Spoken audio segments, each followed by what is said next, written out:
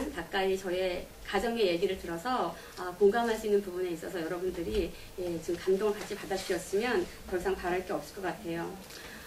중학교 1학년짜리, 고등학교 1학년짜리 아이를 키우고 있습니다. 수학을 포기하면 대학을 포기하는 것이고, 영어를 포기하면 인생을 포기한다라는 그런 진리가 시골이지만 추천남도 아산시에서도 당연한 그런 상식을 가지고 있습니다. 10시까지 아이들이 자녀와 학원으로 차량 운행이 끊기지 않는 그런 도시에 살고 있습니다. 아이의 성적으로 엄마가 평가받는 시대예요. 예전에는 훌륭한 어머님이 훌륭한 자녀를 만들었는데, 제가 학부모 총회를 다녀온 지가 얼마 안 됐는데 1등 자녀가 1등 엄마를 만들고 꼴등 자녀가 꼴등 엄마를 만들더라고요. 그런 원리라면 저는 당연히 꼴등 엄마입니다. 그런데 불행한 꼴등 엄마가 아니라 아이도 행복하고 저희 부부도 행복한, 아주 행복한 꼴찌맘을 살고 있는데, 오늘 저희 가정의 꼴찌 아이들을 통한 이야기를 좀 나누고자 합니다.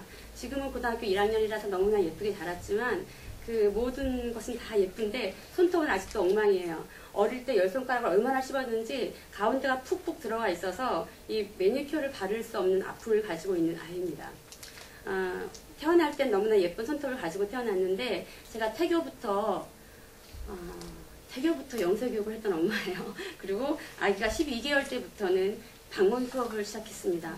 지금은 방문 수업이 보편화됐지만 우리 큰아이가 96년도 때 이제 1살, 2살 됐을 때 집으로 선생님을 초청하기 위해서 제가 서울 본사까지 전화를 했던 극성 엄마였어요.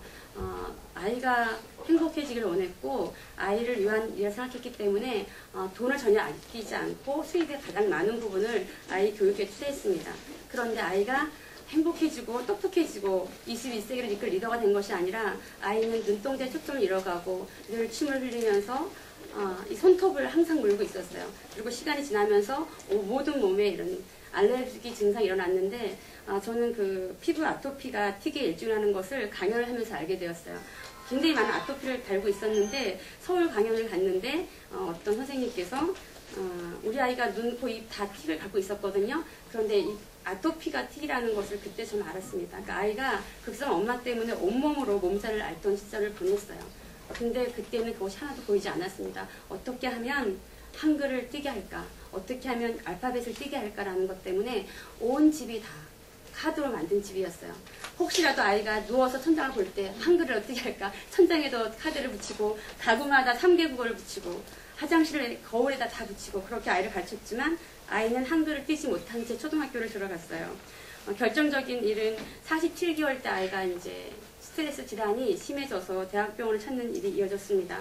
남편이 33살에 낳은 딸인데, 첫 딸인데 굉장히 사랑했어요. 선생님께서 아이에게 일어난 일들을 설명할 때 남편이 참 무뚝뚝하게 생겼습니다. 키가 1m 80인데 그 남편의 눈에 눈물이 고이는 것을 제가 지금도 기억하고 있어요. 똑똑한 아내를 만나서 이 아내한테 모든 걸 믿고 맡겼는데 결과는 아이가 무슨 병을 앓게 된 거예요. 그때 남편이 아파하는 것을 보고 우리 아이가 아픈 걸 보면서 진정한 행복이 무엇일까, 내가 지금 바로 살고 있는 것일까라는 생각을 하게 되었습니다. 그리고 아이 자체에 시선을 맞추게 되었어요. 왜냐하면 그 전까지는 아이가 한글을 띄웠을까, 알파벳을 띄웠을까, 한문을 띄웠을까, 숫자를 얼마만큼 세는가, 이거의 기준을 맞춰서 아이를 바라봤는데, 아이가 아프고 나서부터는 이제 그 아이 생명체 자체에 이제 눈을 맞추게 되는 일들이 이어졌습니다. 모든 것을 끊으면 다 될 줄 알았어요. 월화수목금까지 이어진 모든 방문 학습지부터 또 교구 수업, 여러 가지 수업들을 다 끊었어요. 그럼 나을 줄 알았는데 아이는 낫지가 않더라고요. 굉장히 힘든 시간을 보냈습니다. 저처럼 이렇게 무지막지하게 이렇게 강요된, 아이가 원하지 않음에도 강요된 조기교육은 유엔 아동권리위원회에서 대한민국에 있는 엄마들을 향해서 만든 법조항이 있는데 그것은 정서적 학대라는 말로 딱 표기되어 있다는 것을 나중에 알게 되었어요. 저는 우리 아이에게 학대를 가했던 엄마입니다. 그리고 학대 흔적은 17살이 된 지금까지 아이의 손톱에 남아 있습니다. 또 결혼해서 가정을 이뤘음에도 불구하고 아내라는 이름은 뒤로 한 채 엄마라는 이름으로만 살았던 4년 동안의 그 남편의 외로움에 대해서도 제가 많은 것을 깨달았어요. 아이가 자라면서 정말 이 세상에는 문제 어린이가 없다, 문제아가 없다, 오직 문제 부모와 특별히 저 같은 경우에는 문제 엄마들이 아이들을 문제아로 만들고 가정 밖으로 내몬다라는 것을 깨달았습니다. 그 아이의 모든 인생이 가정에서 시작되었다는 것을 그때 깨달았어요. 그때까지 유치원도 다니지 않고 공교육인 학교도 다니지 않았는데 아이는 문제아가 되어 있었어요. 가정 안에서 처음으로 만난 학교인 가정에서 아이가 문제아로 바뀌었고 또 최초의 선생님이신 부모님을 통해서 아이가 삐뚤어진 교육관을 갖게 되는데 제가 일조를 하게 되었어요. 그래서 이제 그 학습지를 다 끊고 아이들하고 최선을 다해야지. 가정만큼 좋은 학교가 없고 부모만큼 좋은 선생님이 없다면 내가 좋은 선생님, 좋은 학교를 만들리라. 또 열정을 가지고 아이에게 많은 대화를 하려고 했지만 아이는 그런 엄마를 받아들이지 않았어요. 두 번째 가장 큰 이유는 뭐였냐면 제가 많은 시간을 투자하고 아이랑 주고받는 대화 가운데서 교감을 누리려고 아무리 해도 그 가운데 TV라는 아주 거대한 지능 좋은 복병이 저희 가족 간의 대화와 또 모든 시간들을 단번에 뺏어가는 시간도둑, 말도둑이 되었어요. 아이들과 모든 가족들이 하는 일은 늘 TV에 집중하는 일이었습니다. 제가 뒤에서 물건을 바라보니까 하나의 액자 같아요. 그림을 감상하는 또 다른 관객의 모습으로 우리 가족들이 머물고 있었습니다. 성향상 이걸 어떻게 해야 될까라고 많은 고민을 했어요. 왜냐하면 아이들이 말이 늘어가는데 이렇게 낳아주고 길러준 부모를 닮는 것이 아니라 TV 드라마 캐릭터, 또 TV 드라마 주인공, 또 TV 유행어를 다 말로 또 딸하고 여자아이니까 저의 모습보다는 TV 속에 사는 가족들의 모습들을 닮아가고 있었어요. 그래서 제가 TV를 없애고자라고 마음을 먹었습니다. 지금은 뭐 TV 없는 가정, 또 인터넷에서 TV 보는 가정, 뭐 DMB 여러 가지 모니터가 많은 시대에 살고 있지만 95년도부터 2000년, 2001년까지는 TV라는 것은 필수품, 생필품 같은 수준이었어요. 근데 그거를 없앤다는 생각을 어떻게 했는지 모르겠어요. 해서 맨 처음에는 가장 작은 방인 아이 방에 TV를 숨겼어요. 그러면 TV를 좀 덜 보고 가족 간의 대화가 필요하겠다라는 생각에 또 병원에서도 가족 간의 모임이 너무나 중요하다라고 말씀하셨기 때문에 TV를 그냥 작은 방으로 옮겼는데 한 달 뒤에 가보니까 그 넓은 아파트에서 가장 작은 세네 평밖에 안 되는 그 작은 방에서 저희 가족들이 밥을 먹고 차를 마시고 잠을 자고 있더라고요. 그래서 안 되겠다. 그래서 이 TV를 창고로 숨겼어요. 창고로 숨겼는데 가보면은 어느 순간 창고가 딱 열려있고 남편이 캐비넷에서 보물을 꺼내듯이 TV를 보고 있더라고요. 아이들은 어렸기 때문에 제가 정말 아이들은 환경이 잘 적응하는 것 같아요. 그래서 산으로 들러 나갔기 때문에 또 아산이 시골이라서 가능했는데 남편이 변화되지 않았습니다. 어느 토요일 날이었는데 아이들을 데리고 나와서 실컷 놀고 왔어요. 정말 저는 인주면에 살았습니다. 인주면 아세요, 어머니? 예, 정말 시골이잖아요, 지금도. 그래서 아이들이랑 신나게 놀고 들어왔는데 현관문을 여는데 드라마 소리가 들리는 거예요. 라디오겠지라는 생각을 하고 조심조심 들어와서 안방문을 딱 열었는데 너무 충격적인 모습을 발견했어요. 창고에서도 TV가 안 돼서 제가 나름대로 이 작은 머리로 생각을 쓴 게 유선이 먼 거리에다 TV를 놓겠다라고 생각해서 안방 베란다에다가 TV를 빼놨어요, 바깥으로. 왜냐하면 안방 문 앞에 유선잭이 있어서 이건 남편이 볼 수가 없겠다라는 생각 때문에. 그런데 그 TV를 전혀 보지 않던 남편이 결혼 이후 가장 편안한 모습으로 침대 헤드에 머리를 딱 기대고 앉아서 창문을 열고 TV를 보고 있는 거예요. 그래서 제가 말이 안 나오는 게 막히더라고요. 그래서 평소 남편한테 그렇게 좋은 말을 쓰지 않는 사람인데 여보 무슨 일이에요? 라는 말을 했어요. 그때 남편이 하는 말이 아무렇지도 않게 머리를 벅벅 긁으면서 전파사에 갔더니 3m짜리 만들어주더라고요. 3m짜리 완전히 무슨 줄넘기 같은 줄이 막 이렇게 해가지고 남편이 월요일날 출근한 이후 파주가 시댁인데 파주 본가로 그 TV를 보냈어요. 그 이후에 아이들은 아무 문제가 없는데 남편의 그 공황 상태를 지켜봐주는 게 참 힘들었지만 엄마인지라 남편보다는 아이들 생각에 TV를 시댁으로 보냈습니다. 그럼 TV 없이 어떻게 살았을까 상상이 안 되겠을 거예요. 왜냐하면 2002년도는 우리 월드컵 때문에 뭐 대한민국에 TV가 없으면 안 될 그런 시대였었는데 저희 아산은 어머님도 아시겠지만 온천 문화가 굉장히 발달되어 있어요. 세종대왕께서 오셨고 할 정도로 그런 게 다 있는데 찜질방에서 저희가 같이 TV를 보는 일들이 이어졌어요. 그러니까 영화랑 TV랑 또 그 찜질방 문화에서 아이들이 각자 TV를 보는 것이 아니라 유대감을 가지고 함께 TV를 볼 수 있는 그런 일들로 이어졌습니다. 저희 집 아이들은 굉장히 수동적인 아이들이에요. 좋게 말하면 어디 가나 칭찬받는 아이죠. 제가 어릴 때부터 주입식으로 가르쳤기 때문에 이 아이들은 능동적으로 뭘 할 줄을 모르는 아이예요. 우리 큰아이는 특히 12개월 때부터 시작된 한글 교육 때문에 이 책이란 자체를 거부해요. 왜냐하면 책은 꼭 한글 공부라고 생각을 하기 때문에 이 아이가 하는 것은 정말 동영상만을 좋아해요. 이 인쇄 배치에 대해서는 굉장한 거부감을 가지고 있습니다. 또 작은 아이는 36개월 차이 나는데 우리 큰 아이가 4살 때 여러분들도 기억하실지 모르겠지만 영어 교육용 비디오 테이프를 잘 활용하면 영어가 마스터된다라는 것이 전국에 쫙 퍼졌던 시기가 있어요. 아침마당부터 해가지고 맨날 그분이 나오셔가지고 제가 또 영어라면 또 목숨을 걸 만큼 영어에 대한 한이 맺힌 사람인데 정말 남편의 수입 중에 가장 많은 돈을 투자한 것이 영어 테이프 사는 거였어요. 저는 뭐 자막, 한글 자막 없는 원자막을 사가지고 그 온 집안에 이렇게 비디오 가게처럼 그 비디오를 하루 종일 우리 큰아이에게 틀어줬어요. 그런데 이미 아이가 상실감을 잃어버린 아이는 그 TV에, 영어 TV에 관심이 없었어요. 근데 36개월 차이 나는 아주 어린 신생아였던 우리 아이가 그 작은 거실에서 아기 때부터 영어 비디오 테이프를 4살 때까지 밤이면 밤마다 낮이면 낮마다 듣는 일들이 이어졌습니다. 우리 아이가 그래서 결국은 EBS 그 프로에서 작은 아이를 좀 데리고 나와주십사. 비디오 증후군이 어떤 것인가를 보여주기 위해서 우리 아이를 데리고 나와주십사 할 정도로 비디오 증후군을 앓게 되었어요. 그래서 안산이 친정인데 친정이 올 때는 어떤 뭐 기저귀나 우유병을 챙기는 것보다는 비디오 목록을 챙겨 갖고 와야지만 친정집에서 밥도 먹을 수 있고 그 정도로 아이가 심각하게 동영상 매체에 빠져 있었습니다. 이런 아이들이 뭐 책을 본다라는 것은 기대조차도 할 수 없었고 아이가 태어나기 전부터 사놓은 전집들은 작은 방에서 그냥 먼지가 쌓여 있었어요.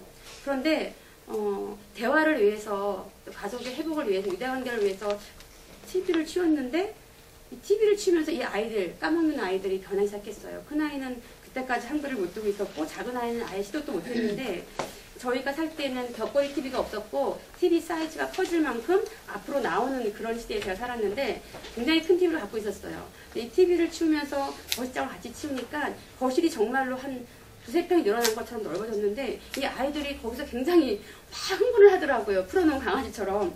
거기서 자기들끼리 둘이 머리를 맞대고 놀이도 만들어 놀고 그렇게 아이들의 웃는 소리가 들리고 대화 소리가 들리기 시작했어요.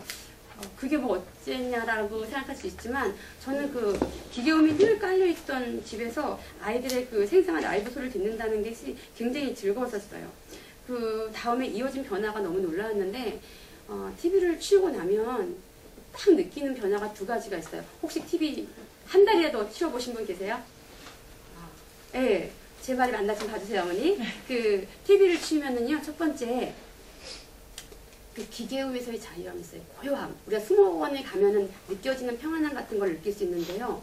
정말로 윙하는 그 모기 소리 같은 게 사라진 거예요. 굉장히 이게 정서적으로 고요함, 평안함을 느낄 수 있었고요. 2번째는 시간이 하루가 정말 36시간은 되는 것만큼 여유가 있어요. 그렇죠, 어머니. 시간이 굉장히 길어져요. 그래서 저녁을 먹고 나서 한참을 얘기했는데도 그 9시가 안 됐다는 그 황당함. 왜냐하면 저녁 때 TV를 보고 있을 때는 밥 먹고 상 치우고 돌아서면 10시인 거예요. 그런데 정말 시간이 안 가는 거예요. 그래서 제가 TV가 저희 어릴 때 11살 때 TV를 샀거든요, 엄마가. 근데 그 전에 항상 할머니가 옛날에 간날간날에 깊고 깊은 밤에 그런 말로 항상 이야기 시작해 주셨는데 제가 깊고 깊은 밤을 21세기에 경험할 수 있었습니다. 시간의 여유가 많고 고요함이 주는 평안함 가운데서 아이들이 굉장히 정서적으로 안정이 되어 간다는 것을 느낄 수 있었어요. 그러고 나니까 TV가 썰렁한데 작은 방에 책이 정말로 전집으로 제가 돌반지까지 팔아가지고 다 책을 샀기 때문에 되게 많은 책들이 있었는데 그 거실, 텅 빈 거실에 제가 몇 권의 책을 갖다 놨는데 우리 아이들이 정말 이렇게 학을 뛰는 아이들인데 그 책을 가지고 탑도 쌓고 정말 유치한 놀이들을 해가기 시작했어요.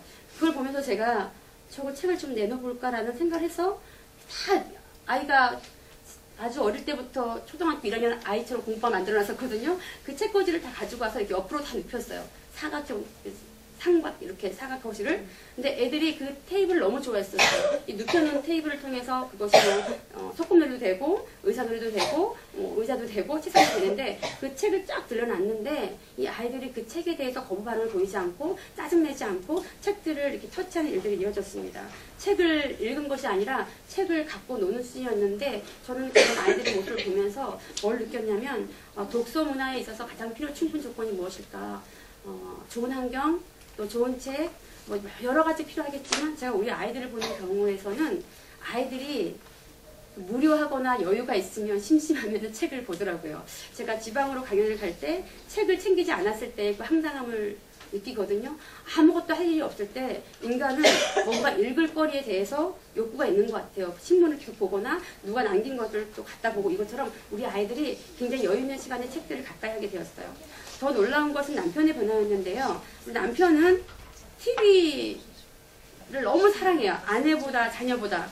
퇴근하고 들어오면 가장 먼저 손에 잡는 것은 리모컨이에요. 이 리모컨을 잘 때까지 잡고 있어요. 화장실을 갈 때도 이 리모컨을 들고 가요. 화장실 간 사이에 4살짜리 아들 녀석이 채널을 바뀌는 걸 견딜 수가 없어 하시는 남편이었어요. 근데 그 남편의 손에 리모컨 대신 책이 들려주는 기적 같은 일들이 이어졌습니다. 어떤 변화가 일어났는지 제가 남편이 책을 보면 아이가 책을 볼 거라는 상상을 한 적이 없어요. 근데 이 남편이 TV가 없는 환경 가운데서 신문과 경제지만 봤었어요. 저 남편의 손에 동화책을 좀 읽혀주고 싶었다는 생각을 하고 제가 도서관을 가게 됐는데 한참 지나서였어요. 남자분들이 가장 좋아하는 얘기가 뭐냐면 여러분의 남편들은 어떨지 모르겠지만 우리 남편 같은 경우에는 군대 얘기하고 어릴 때 얘기를 시도 없이 해요. 항상. 근데 제가 도서관에 가서 지금도 제가 아산도서관에 써있죠. 저는 아산도서관을 이용하고 있는데 오진희 선생님 아시죠? 짱뚱이 시리즈. 예, 이거 만화로도 나오고 나왔는데 이분의 책들은 60년대, 70년대 태어난 분들의 아주 그 어릴 때 정서적인 것들을 충분히 터치해 주시는 분이에요. 그래서 남편에게 이 책을 갖다 줬는데 남편이 이 책을 너무 좋아하는 거예요. 65년생인데 이 책을 보면서 자기 어릴 때 일들을 기억하는 거예요. 그러더니 급기야 서울까지 가가지고 못난이 삼형제 인형을 사갖고 왔습니다. 저희 집에는 지금 못난이 삼형제 인형이 있는데요. 그뿐만 아니라 이렇게 책들을 보면 저희 남편이 파주 운산 파주 시골 살았는데 그 어릴 때 살았던 그 책들의 이야기들이 그대로 배어 있어요. 그랬더니 이 남편이 군대 얘기하듯이 우리 딸과 아들을 불러놓고 설명을 하는 거예요. 무릎팍에 앉혀놓고. 이 오진희 씨 책을 읽을 때마다 우리 아이들은 아빠는 무릎팍에 올라가 있더라고요. 저는 그게 너무 신기했는데 또 오진희 씨의 엄마의 얘기라는 책이 있거든요. 저는 69년생이에요. 69년생들의 로망은 뭐였냐면 슈퍼주니어가 아니라 독수리 오영재였죠. 저희 집에 딸이 5인데 독수리 오영재를 너무너무 좋아했는데 제가 이걸 딱 보니까 우리 딸을 데려다 놓고 막 얘기를 하는 거예요. 넌 꽃보다 남자 좋니? 우린 독수리 오영재를 너무너무 좋아했어. 그리고 또 제가 지금도 우리 아이들이 본책들을 버리지 않고 있는데 저는 이런 책을 너무 갖고 싶었어요. 어깨동무나 소년중앙 같은. 이 얘기를 보면서 아이들과 나눌 수 있는 거리를 충분히 주는 책이 오진희 작가의 특징인 것 같아요. 또 우리의 앞지대를 뜻하는 할머니의 정서적인 것도 함께 공유할 수 있어요. 그리고 그 많은 짱뚱이 시리즈 아이가 글로 읽는 것을 힘들어한다면 그림으로 된 것도 있고 만화로 된 것도 있거든요. 근데 이건 항상 아빠가 먼저 읽어요. 아빠가 먼저 읽고 아이에게 읽어주고 얘기해주는 일들이 이어졌습니다. 남들이 보기에는 저 남편이 참 책을 많이 읽는가 싶었는데 자기가 아는 것들에 대해서 공감하기 원하는 본인의 그 욕심이 아이들에게 전달되었을 뿐이에요. 그런데 제가 이것을 보고 막 다니면서 아파트 주민들한테 이웃들한테 남편이 책을 읽는다고 말을 했더니 이웃 아주머니들이 치영이 아빠는 원래 책을 좀 좋아하는 사람일 거라 그렇다고 우리 남편이 절대 안 통한다고.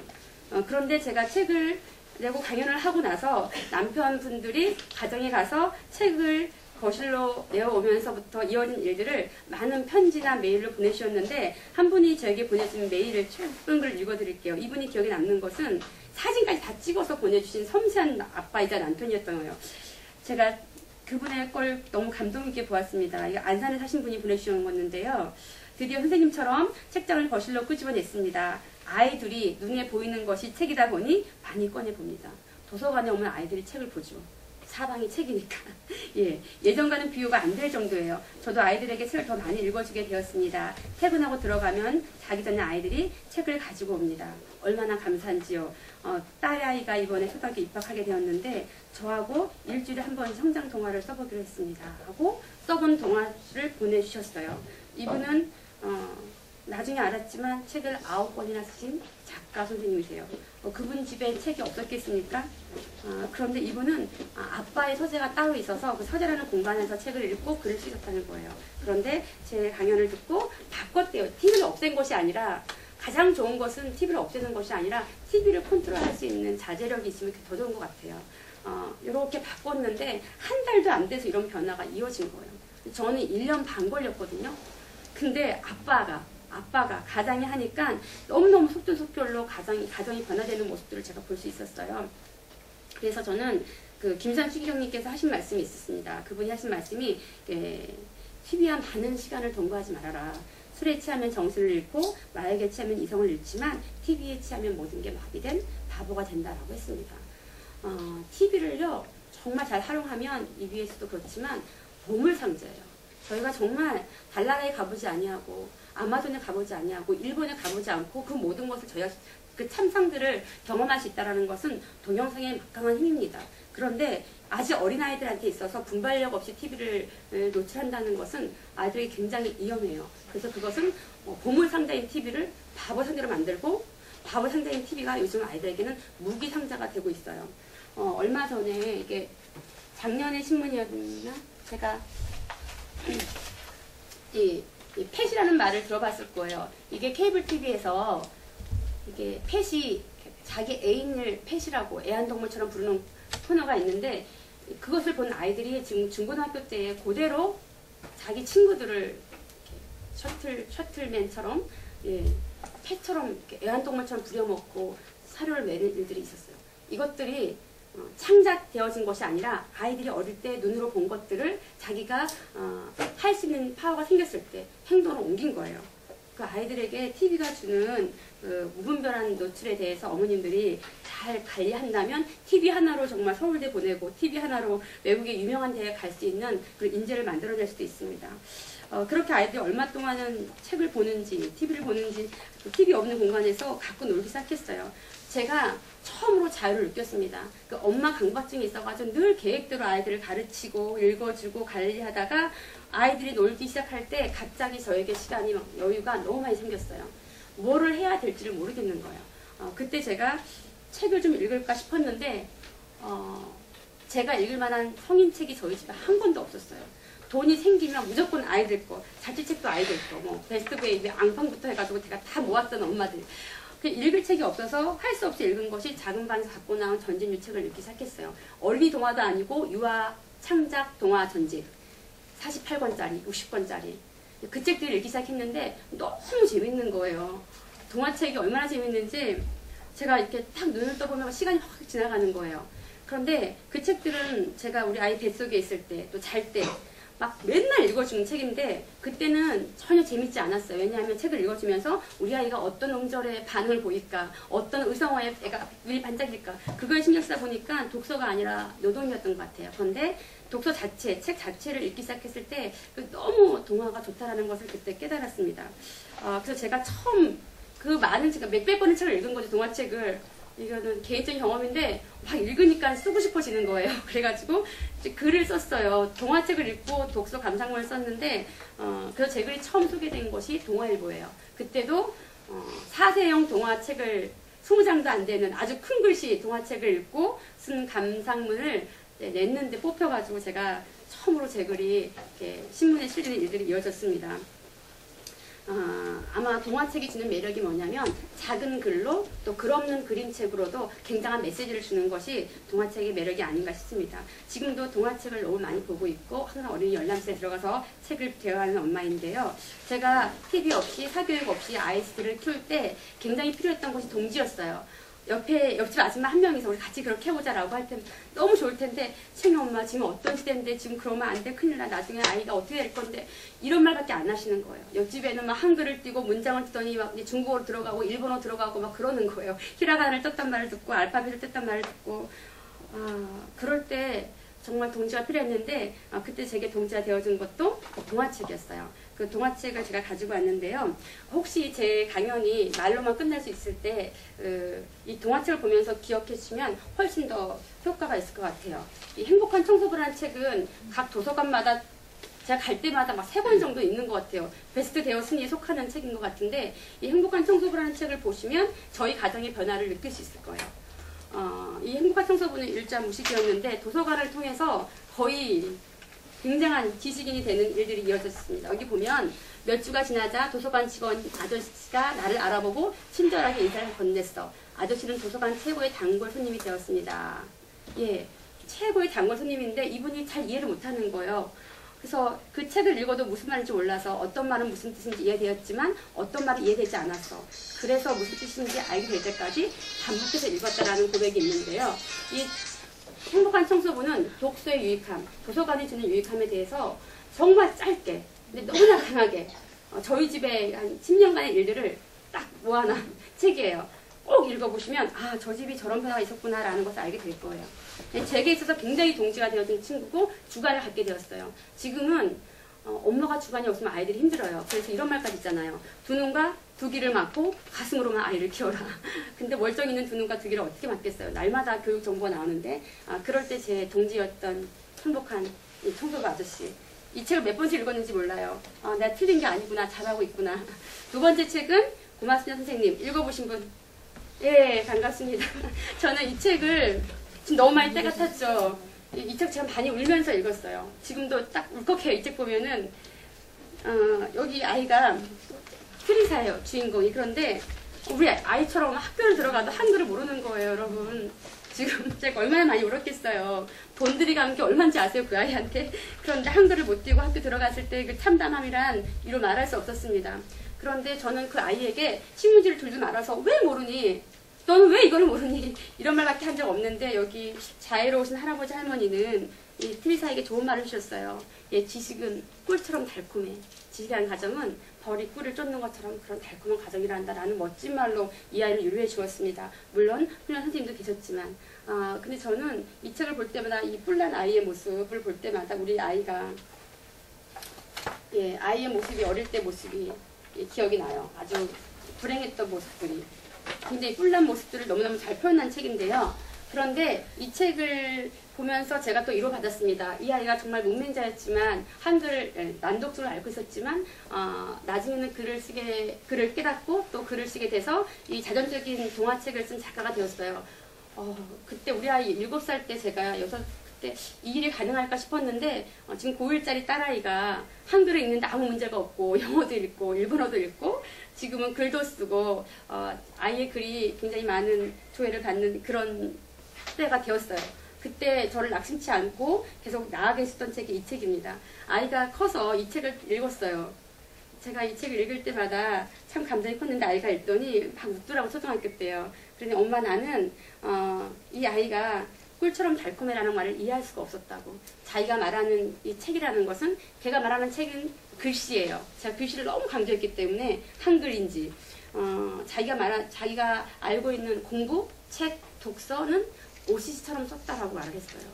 제가 OCC가 뭔지 몰라가지고 OCC가 뭐야 그랬더니 갑자기 아이가 막 콧구멍으로 김을 막 하면서 막 화를 내는 거예요.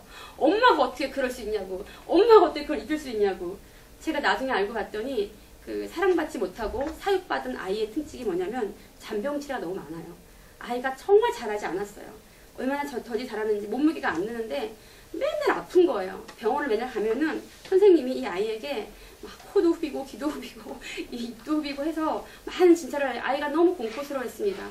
그리고 나는 이 아이가 맨 마지막에 나올 때 간호사가 딱 한마디예요. 분홍색 시럽을 주면서 어머니 OCC 먹이세요. 이 아이가 OCC만 하면 겁나는 게 또 제가 무지막지하게 발 누르고 숟가락으로 혀 눌러가지고 막 토하고 그거만큼 공부가 싫었다는 거예요. 정말 저 때문에 이 아이가 공부에 갖는 그 이미지가 이렇게 악하게 되었어요. 제가 너무나 가슴이 아팠어요. 그렇지만 이 해피엔딩의 글을 보면서 굉장히 소망을 갖고 지금 그것도 현실로 이루어졌습니다. 세 번째 책은 데이비드 스노우 이 그림 저는 그림이 예뻐서 책을 샀어요. 이분이 그렇게 세계적인 작가인지도 몰랐습니다. 근데 이 책이 주는 메시지는요, 정말 시골 시골 촌 여자인 저와 남편인 저를 굉장히 변화시켜준 메시지를 담고 있는 동화책이에요. 얇은 책입니다. 남편이랑 저랑 정말 다음 세대에 물려줄 가장 큰 자산이 무엇일까라는 데 있어서 하나로 마음을 모으게 해준 책이에요. 꼭 읽어보세요. 우리가 자녀에게 줄 수 있는 것이 무엇일까? 더 나아가서 우리 다음 세대에 줄 것이 무엇일까? 저는 그것은 도서관이라고 생각해요. 예, 책이라고 생각합니다. 그런데 그런 메시지를 적은 말로 예쁜 그림으로 아주 담담하게 그려놓은 동화책이에요. 꼭 읽어보시길 소원합니다. 제가 지금도 작년에도 아이에게 동화책을 5월 5일 어린이날 했지만 동화책 선물을 여전히 하고 있어요. 중학생 아이한테. 이 책 타사 할머니 아세요? 굉장히 그 KBS에서 방영했던 분인데 자연주의로 사시는 할머니죠. 지금 돌아가셨는데 이분의 며느리가 또 한국 분이라서 굉장히 그때 화제되었던 분인데 이분의 책이 좋은 게 뭐냐면 모든 동화책은 상상해서 그리잖아요. 저는 이제 그림 동화를 얘기하는데 이런 너무 아름다운 동화책이지만 사실 작가가 상상해서 그리는 그림인데 이 타샤 할머니의 동화책은 실물을 보고 그리는 그림이에요. 그래서 우리 아이처럼 시골에서 자란 아이 같은 경우에는 이 책을 볼 때 그 자연의 어릴 때 경험들을 다 항아리 깨서 김치 만들고 민들레 갖다 계란으로 했던 것들을 기억해 줄 수 있는 책이에요. 그때 아이에게 선물해 준 책인데 이 책을 읽고 나면 자연스럽게 도서관에 가서 원본을 읽게 돼요. 그러니까 도서관이 좋은 게 뭐냐면 단계별 수준별 독서를 할 수 있는 가장 좋은 환경이 도서관입니다. 우리 집에서 어떻게 수준별 도서를 다 할 수가 있겠어요. 이 책을 읽고 나면 동기부여가 돼요. 그럼 우리 큰아이가 열람실에 가가지고 이 책을 찾아서 더 정서적으로 더 확실하게 이 책을 자기 것도 만들면서 소화하더라고요. 근데 처음부터 이 책을 주면 아이는 안 읽어요. 두껍기 때문에. 그리고 얼마 전에 아이한테 읽어준 책이 작은 아이가 지금 일본 때문에 난리죠. 방사선이 얼마나 무서운지를 뉴스나 TV를 통해서 신문 매체를 통해서도 알 수 있지만 동화책을 통해서도 알 수 있는 게 이 책은 되게 오래된 책이에요. 도서관에서 제가 어제 가서 찾아왔는데요.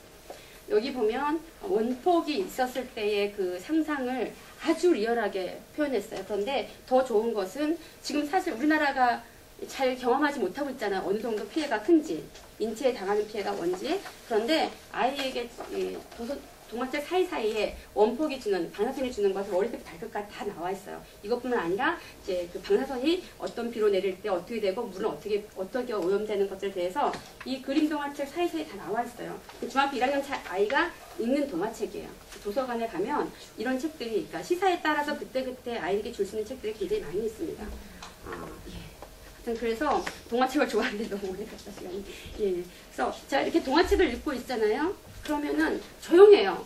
뭐 애들이 보면요, 뒤에서 다 베개 하나씩 끼고 앉아가지고 책을 한 놈은 거꾸로 보고 있고 한 놈은 뒤에서부터 보고 있어요. 그런데 그런 모습들이 제가 너무 놀라운 것이 제가 앞에서 막 끌고 갈 때는 전혀 움직이지 않던 아이가 엄마의 모습을 보면서 따라오는 거예요. 참교육은 뒤에서 이루어진다라는 말. 정말 그 밥상머리 교육부터 해가지고 정말 제가 그걸 몸으로 체험했습니다. 아이들이 책을 좋아하기 시작했습니다. 정말 요즘은 책 읽는 자녀들을 원하기 위해서 엄마들 되게 많이 애쓰고요. 제가 고등학교 입학날도 갔는데 뭐 책에 대한 걸 선생님이 너무 강조하시더라고요. 그 선생님이. 그 책을 많이 읽어야지만 대학을 갈 수 있다는 말씀처럼 하시던데, 그렇다면 어떻게 하면 책 읽는 자녀를 원할 수 있을까? 어릴 때 다 책을 읽지만 중학교 갈 때는 또 안 읽잖아요. 근데 꾸준히 책 읽는 문화가 무엇일까라는 그런 질문을 많이 받는데 제가 경험한 바로는 어머님이 책을 읽으시면 될 것 같아요. 가장 쉬운 답인 것 같아요. 저희 할아버지가 훈장 선생님이셨대요. 엄마가 어릴 때부터 선생 밑에 선생 나고 장사꾼 밑에 장사꾼 한다고 그런 말을 했는데 전혀 믿지 않았는데 우리 아이들이 책 읽는 저의 모습을 보면서 책에 대한 아주 긍정적인 마인드를 갖기 시작했습니다. 그러면 도서관에 오셔가지고 강연을 들을 정도면 어머님들 책을 읽으시는 분일 거 아니에요, 그죠? 그럼 막 반발하세요. 제가 책 얼마나 읽는지 아세요? 이만큼씩 가져가는데. 그럼 제가 다시 반문합니다. 어머님이 책을 드라마 보는 시 읽으셔야 돼요. 그러면 어머니들이 드라마 한 편에 40분밖에 안 하는데 제가 책을 40분만 읽겠습니까? 하루에 그냥 늘 들고 다니고 친구 만날 때도 가져가고. 그런데 제가 그럼 다시 말씀드리죠. 어머니 드라마가 40분 아침 드라마 하나로 끝납니까? 동해아도 봐야 되고 욕망의 불꽃도 봐야 되고 또 뭐 여러 가지 미니시리즈 역사 드라마 뭐 주말 연속곡 그만큼 TV 보듯이 그만큼 책을 갖게 된다면 아이들이 책을 보게 될 거라는 거죠. 왜냐하면 아이들은요 부모님의 모습에서 그 즐거움을 먼저 배우더라고요. 책 읽는 부모님을 둔 아이들은 책보다는 책을 볼 때 엄마가 즐거워하는 모습에서 즐거움을 먼저 배워요. 쉽게 얘기를 들면 우리 남편이 아주 반주를 좋아하는 분이에요. 밥 먹을 때 소주잔에다가 술을 푹 따르는데 그 추임새가 정말 끝내줘요. 정말 우리 애가 3살인데 남자아이가요 침이 졸졸 흐르는 거예요. 그 어리니까 이게 바로 나오는 건데 침을 흘려요. 이렇게 아빠 마시는 거 보고. 그러더니 그 아이가 얼마 지나지 않아서 요구르트든 요플레든 우유든 다 소주잔에 마시는 거예요. 그러니까 소주잔에 대한 어떤 맛의 동경을 배운 거죠. 예, 그것처럼 아이들이 즐거움을 먼저 배우는 거예요.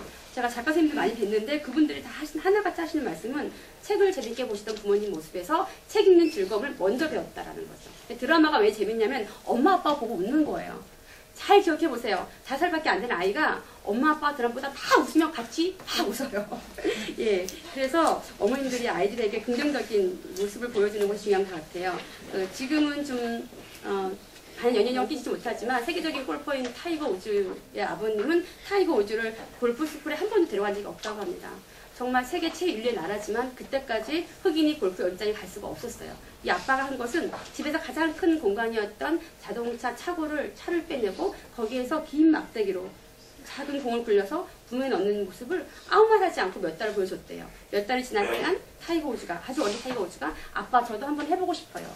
예, 동기부여가 얼마나 큰 아주 그 열매를 거두는지 여러분이 한번 경험해보면 좋겠어요.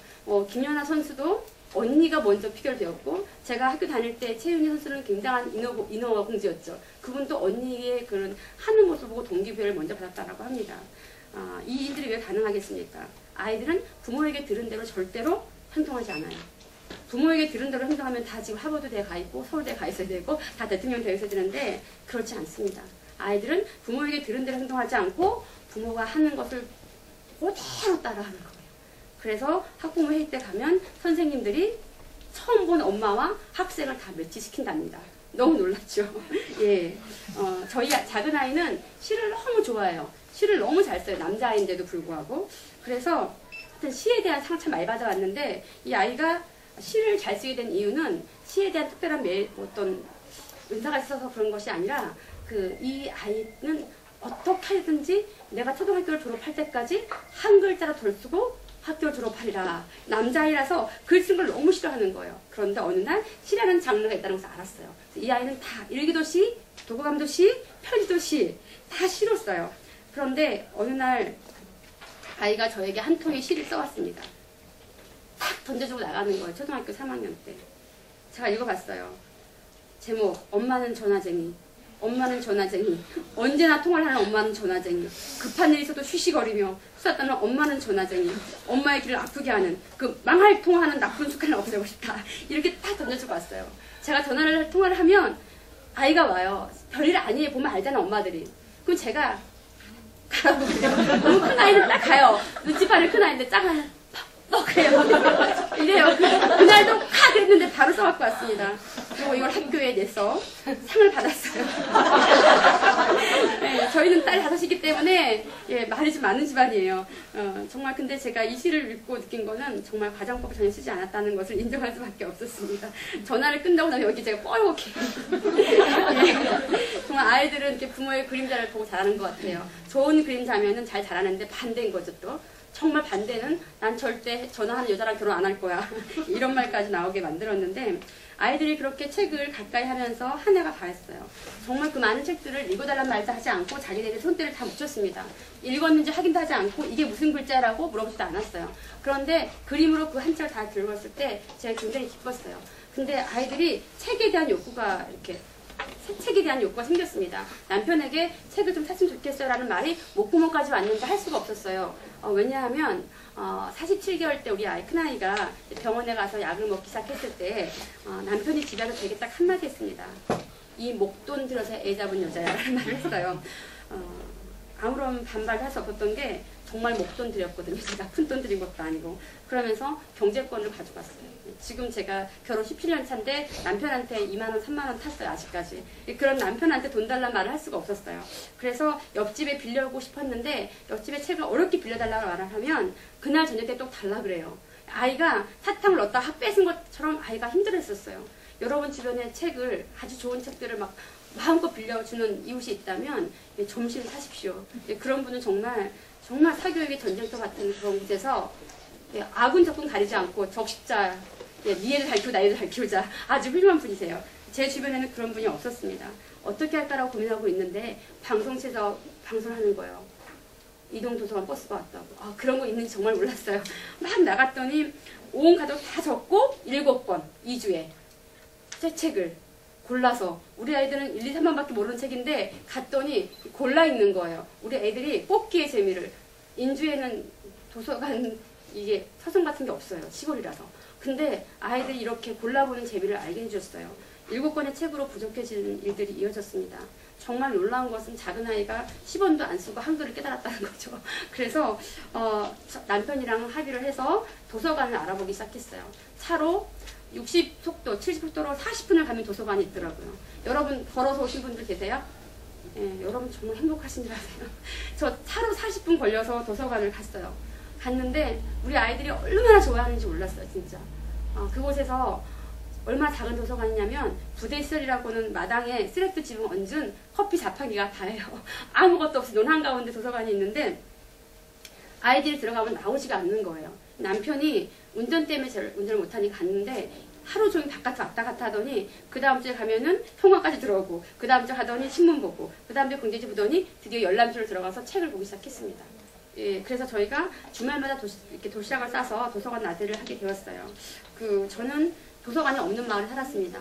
도서관이 있는 마을에 사는 것이 얼마나 큰 축복이고 아이들에게서 얼마나 큰 정서적 혜택이 많은지 아마 이곳에 계신 분들이 꼭 알기로 원해요. 원래 부유한 사람들은 잘 모르는 것 같아요. 그렇게 3년을 그렇게 다녔어요. 도서관이 안 생겨서.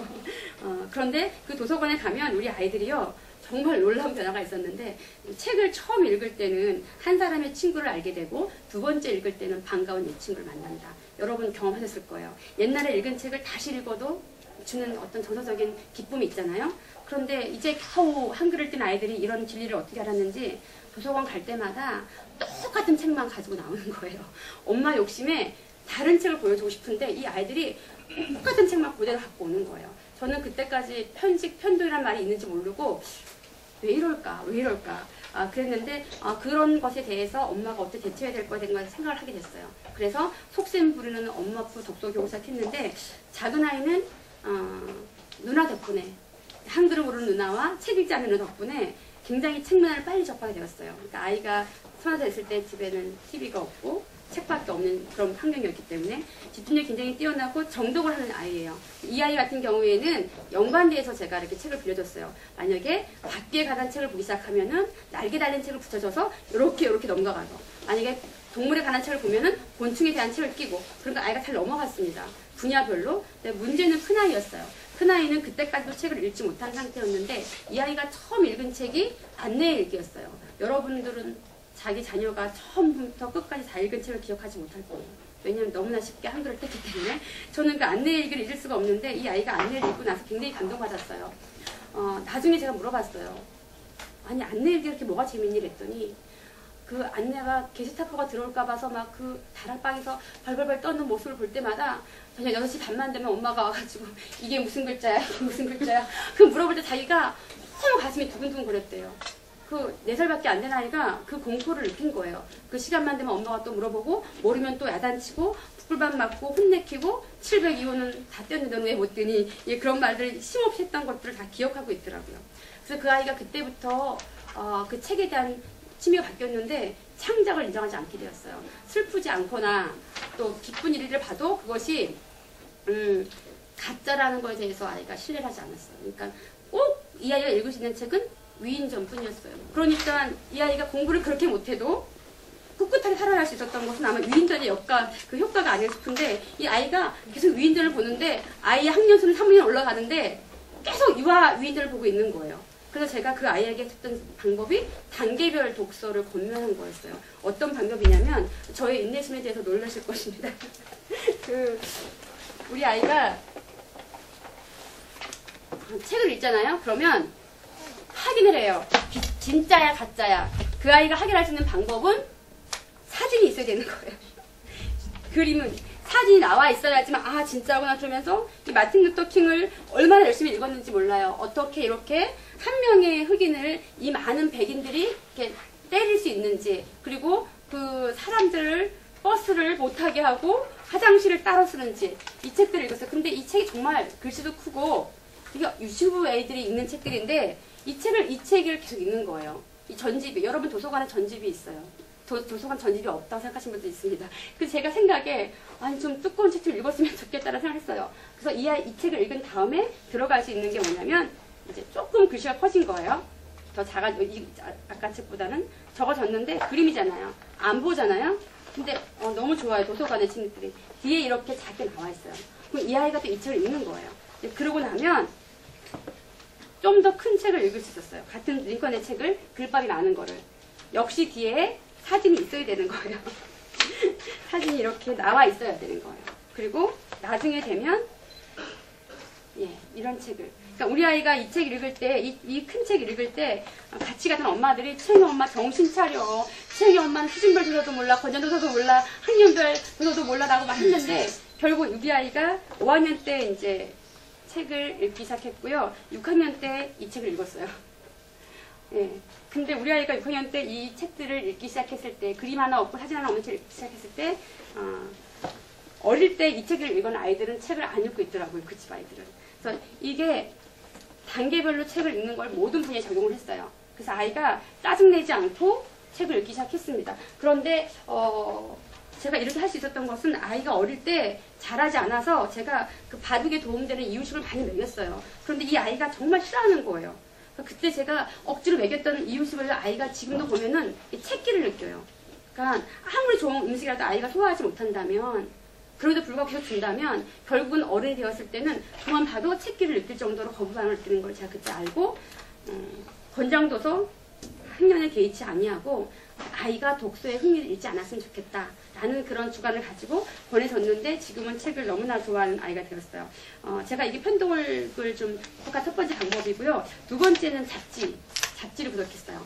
왜냐하면 우리 아이들처럼 책을 보지 않는 아이들에게 있어서 잡지는 정말 보물상자예요. 그 잡지라는 것은 잘 차려진 한식 반찬도 다 한식 전문집에 가면은 정말 반찬이 수십 가지잖아요. 밥 한 상에. 그런데 잡지가 그런 역할을 해줘요.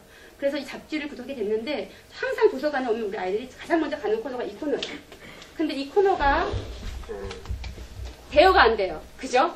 그래서 제가 정말 욕심을 부려서 잡지를 구독하기 시작했는데 그래서 제가 조언을 구한 건 다 도서관이에요. 저희가 지금 생각쟁이, 과학쟁이, 어린이 과학동화, 위즈키드 다 보고 있거든요. 근데 이거 제가 어떻게 알았겠어요? 도서관에 와서 본 거예요. 왜냐면 도서관에 있는 책들은 일단 전문가들이 검증하고 보장이 되는 책들이니까 이 책들을 다 제가 어릴 때부터, 그래서 지금 저희 집에는 이 잡지 코너가 굉장히 따로 크게 있어요. 이 책은 여기 거 책이고 제가 갖고 왔는데, 그 다음에 지금 아이가 큰 다음에는 과학동화 대신 이제 저희 아이가 지금 중학교 들어갔으니까 이 책을 6학년 때까지 봤다가 지금은 이제 요 과학동화로 바꿨어요. 잡지를 지금도 계속 보고 있고, 작은 아이가 그림에 관심이 있기 때문에 일반 잡지도 2권 더 보고 있어요. 그런데 정말로 잡지가 좋아요. 잡지를 보게 되면 여러 가지 분야, 그러니까 TV가 없음에도 불구하고 모든 드라마, 시사 같은 거 다 나오거든요. 지금 나와 있는 모든 것들, 뭐 지진이 난리다 그러면 과학쟁이에서 다 나와 있어요. 그러니까 아이들이 시사와 TV와 관련된 모든 것을 책을 통해서 소화할 수 있게 되었고요. 그 잡지를 통해서 가장 중요한 것은 이렇게 좁아진 것들에 대해서 이렇게 몰표하는 거예요. 그러니까 여러 가지 분야를 주게 하는 게 흥미를, 입맛을 돌게 하는 게 잡지의 가장 큰 역할입니다. 그래서 잡지를 제가 보고 있고요. 세 번째, 지금도 똑같이 적용하는 방법인데, 아이들에게서 더 많은 책을 읽히기 위해서 제가 하는 것은 만화책을 적극 권장하고 있습니다. 도서관에 책을 50권 정도 빌려오는데요. 거기에 3분의 1은 만화책이에요. 아니, 만화책이 얼마나 나쁜데, 우리 어릴 때 만화책 태우기 운동까지 했는데 어떻게 그런 걸 또 엄마가 시키냐고 하는데, 책을 안 보는 우리 아이들의 기준입니다. 우리 아이들에게서 만화책은 시청과 교재예요. 지금도 중학생이지만 과학, 의학, 세계사, 역사 새로 접하는 모든 분야는 제가 만화책을 먼저 갖다 줘요. 그리고 만화책을 통해서 아이가 책을 읽게 됩니다. 그게 어떤 경우냐면, 우리 큰아이 같은 경우에는 6학년 때요. 6학년 때 저희는 방학 때마다 이제 전집을 뚫어요. 이제 애가 6학년 들어가니까 세계 단편이랑 한국 단편을 읽기로 했습니다.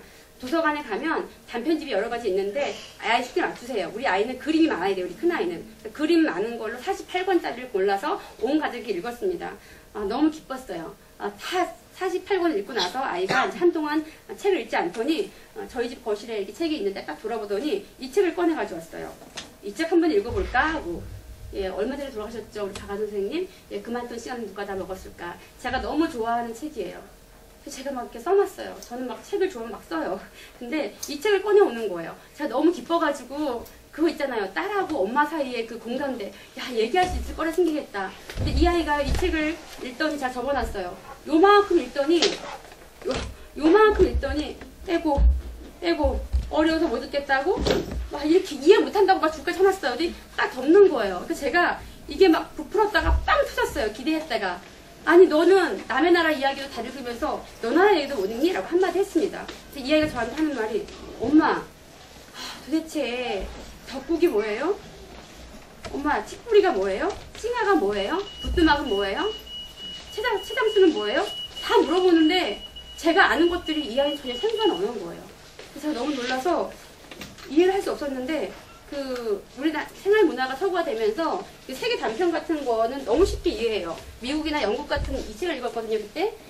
어려운 단어가 하나도 없는 거예요. 뭐 발코니니, 주방이니. 그런데 여기는 지금 이북분인데다가 1940년 일본부터 일제시대부터 6.25 때까지 배경인데 아이가 그때 생활 문화랑 지금 다르니까 이해를 못하는 거예요. 제가 너무 마음이 상해가지고 도서관을 갔어요. 마음이 상할 때마다 어머님도 부부싸움 하거나 아이 때 속상할 때 제 친구들은 막 그 외곽으로 빠져가지고 10,000원짜리 커피 같은 거 막 사먹고 그러는데 저는 살림을 남편이 하니까 돈이 없어서 배낭 메고 도서관 가요. 도서관 가가지고 그때는 뭐 아이들의 책을 고르는 것이 아니라 그냥 도서관에 가면 도서관 마음 편안해지잖아요. 그죠?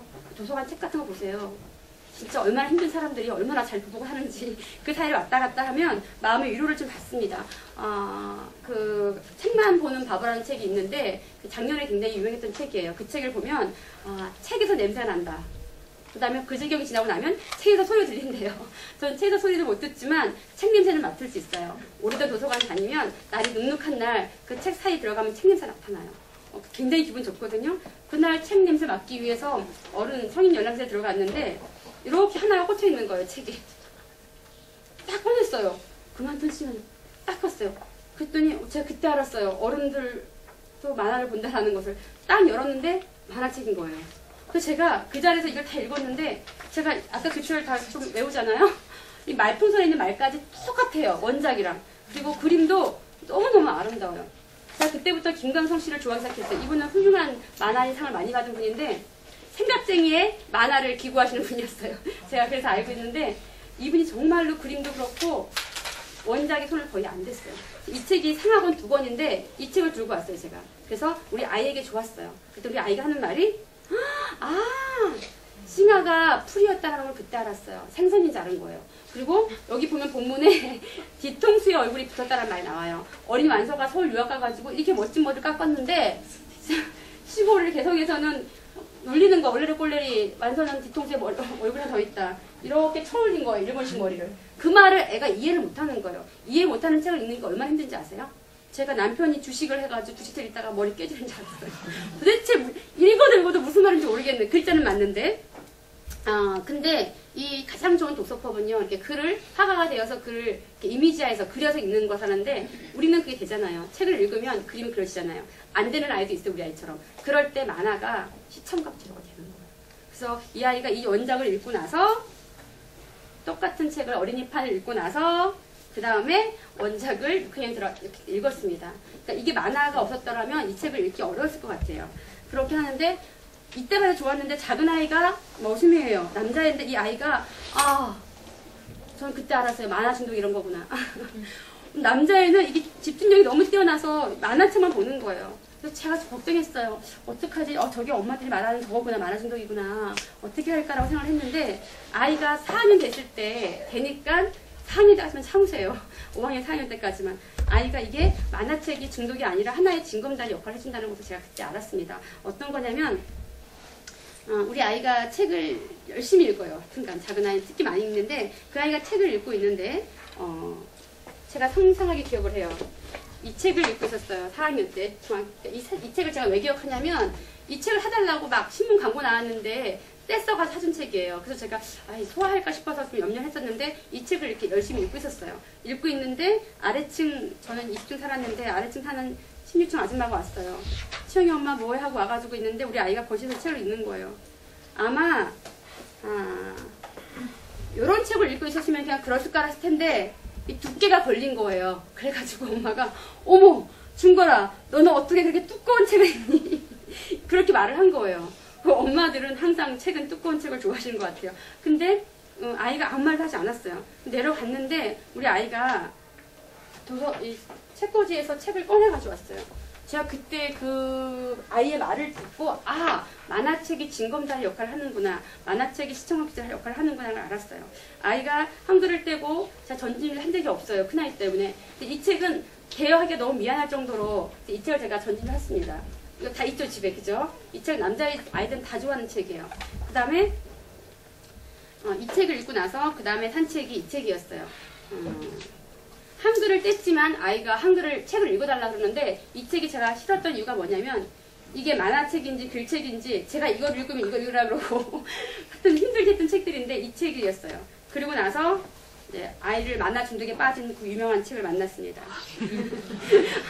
밤새도록 책을 읽고 해가 떨어지는 모로 책을 읽고 이게 YCG가 좀 글이 작아요. 그죠? 근데 이 책을 읽을 때 제가 걱정했었어요. 근데 이 책을 읽었어요. 우리 아이가 하는 말이 이 책 읽고 나서 3학년 때부터 이 책을 읽었어. 도서관에 아마 있을 거예요. 아시리즈 이거는. 그때만 해도 100권이었는데 지금 150권 전집이에요. 근데 제가 전집률을 사기 얼마나 떨렸겠습니까? 근데 샀어요. 하도 아이가 보채 샀는데 우리 아이가 하는 말이 엄마 이 조주의 우지를 여는 비밀 열쇠 이거는 굉장히 그 스티븐 호킹 부녀가 쓴 책이라서 광고가 날라왔고 지금 이건도 나와 있거든요.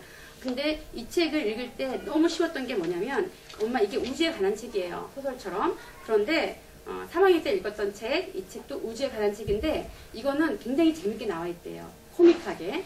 그런데 2학년 때 읽었던 책도 우주예요. 그 다음에 자기가 학교 들어가게 읽었던 책도 다 우주에 관한 책이라는 거죠. 그래서 이 책하고 이 두 권의 책을 열심히 읽으면 이 책을 웃으면서 읽을 수 있고 이 두 권의 책을 안다면 이 책에 나오는 언어들에 대해서 이해할 수가 있다는 거예요. 그래서 가장 염려했던 이 책 때문에 우주에 관한 책 읽을 때 기본적인 지식이 있는 거예요. 그런데 여러분 이 Y 시리즈가 우주 한 편만 있습니까? 몇 권짜리요 지금? 엄청 많죠. 그런 식으로 아이가 책을 읽었어요. 그러니까 모든 분야에 있는 책들을 아이가 나름대로 이렇게 단계별로 해가지고 책을 읽더라고요. 그런데 정말 이 책이 아니었다면 의학 책도 그렇고 그다음에 우주에 관한 책도 그렇고 또 식물에 관한 책도 그렇고 인체에 관한 책도 그렇고 이해하기 힘들었을 것 같아요. 이 책을 통해서 아이가 정말 만화 하나 없는 이 책을 읽는데 아무 문제가 없었어요. 그래서 아이들이 책을 읽을 때 그냥 좀 기다려주세요. 그럼 제가 시간이 지나보니까 잘 느끼는 거예요. 지금도 처음 접하는 책 같은 거는 만화책 열심히 지금 중학교 1학년인데도 지금 이제 중학교 세계사 들어가거든요. 이 아스테리스 같은 것도 만화책이에요. 이거는 40개국 50국에 다 번역된 책, 굉장히 유명한 책이고 프랑스의 이거 벨기에 작가가 쓴 책인데 이 책도 50개국에 넘게 번역된 책이에요. 근데 이 두 권의 책들을 지금 이게 전집이 막 70권 넘거든요. 제가 사줄 수가 없어서 도서관을 빌려다 보는데 중학생인 지금도 이 책을 봐요. 근데 이 책을 통해서 세계사에 도움이 너무 많이 돼요. 그래서 지금도 만화책을 빌려주는 엄마입니다. 그렇게 해서 아이가 만화책을 볼 때 만화책을 통해서 그 편독의 같은 그런 걸 벗어나게 되었습니다. 그래서 여러분들이 아이들에게 있어서 책 주는 것에 대해서 만화책에 대해서 도서관 안에서는 괜찮다라고 저는 생각을 해요. 그 다음에 또 이렇게 해서 아이들이 분야가 많이 확장되었어요. 어린 창작 동화에서 지금 이때 되면 한 4학년 됐을 텐데 근데 4학년 되니까 학교에서 왕따라는 말들이 막 난무한 시절이었어요. 그때 많은 엄마들이 저에게 했던 말이 이제 왕따 당한다. TV 드라마, TV 유행가, TV 연예인들 모르면 왕따 당하지 않느냐라고 염려를 했는데 염려할 것이 없는 게 세상에서 저희 집만 TV가 없었어요. 그러니까 문 밖에 나가면 현관부터 해가지고 내비게이션, DMB, 핸드폰부터 해가지고 다 TV인 거예요. 그리고 심지어 학교에도, 스쿨버스에도. 그래서 그 동영상의 파워는 뭐냐면 잠깐 보는데 확 인지되는 거예요. 인쇄 매체는 한참 봐야 돼요. 이 동영상이 굉장히 이게 좋은 효과를 얻을 수 있어요. 그러니까 아이가 잠깐 봐도 다 할 수 있어요, 드라마를. 할머니 집에 와서 한 편만 보면은 25회를 다 깨뜨릴 수 있을 정도로. 예, 그게 동영상의 능력인 것 같아요. 그래서 아무 문제 없어요, 라고. 그리고 또 요즘은 다수결보다는 소수에 집중하는 시기이기 때문에 학교에서도 반에 TV 없는 이 아이에 대해서 박수 주셨어요. 그러니까 아이가 굉장히 자신만만한 학교를 다녔는데 5학년 되었을 때 일이 터졌습니다. 우리 큰아이가 5학년 때라면 지금 5년 전인데 그때 궁이라는 드라마가 지금은 뭐 생중간 스캔들 이래가지고 많이 나오지만 그렇게 예쁜 드라마가 처음 나왔을 때예요. 집에 오더니 가방을 던지더니 나만 모른대요. 뭘 몰라 했더니 나만 주지훈을 모른대요. 윤희네도 알고 뭐 누구도 아는데 주지훈이 신인 배우인데 걔가 맨날 떠드는 거야, 애들이. 5학년 때 여학생들이. 그래서 제가 집에 와서 생각을 했어요. 아이를 위해서 TV를 없앴는데 아이가 원한다면 사줘야지. 근데 제가 그때 화가 났던 게 뭐냐면, 발등했던 게 뭐냐면, 아이가 시간 관리를 하게 됐어요. 시간이 없는 아이들은요, 시간 관리 못해요. 쫓겨나는 사람들인데, 시간이 널널한 아이들은요, 시간을 쪼개요. 자기 주도 학습. 예, 그게 되더라고요. 중학교를 코앞에 앞두고 거기 다시 반복한다는 게 조금 걸렸어요. 그래서 친구 집에 갔습니다. 속상했을 때 옆집에 가면 안 돼요. 옆집에 가면은 막 염장이 질러요. 그래서 친구 집에 갔어요. 나보다 먼저 아이를 키운 친구 집에 갔더니 그냥 차를 주면서 그래 치운 게 없단다. 그래서 한참 얘기를 하는데 거기서 얘기하는데 거실에 피아노가 이렇게 있는데 피아노에 책이 쫙 있는 거예요. 피아노 교본도 아니고 저게 뭘까? 저게 뭐야? 그랬더니 궁이야. 그러는 거예요. 근데 그때까지 궁이 만화로 원작 있는지 몰랐어요. 이렇게 쫙 저거 다 사줬어. 아니 그 책 되게 많더라고요. 다 사줬대요. 어머 어떻게 사줬어 언니? 그랬더니 한다는 말이 예 중학교 들어가면 안 사주면 가출해 그러더라고요. 그래가지고 언니 이거 빌려줄래? 아 빌려준대요.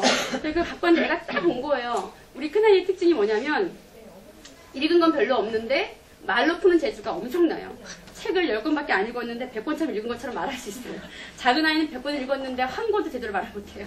이 아이가 너무 상반적인데 그 책을 다 읽고 학교 가가지고 난리 나는 거예요.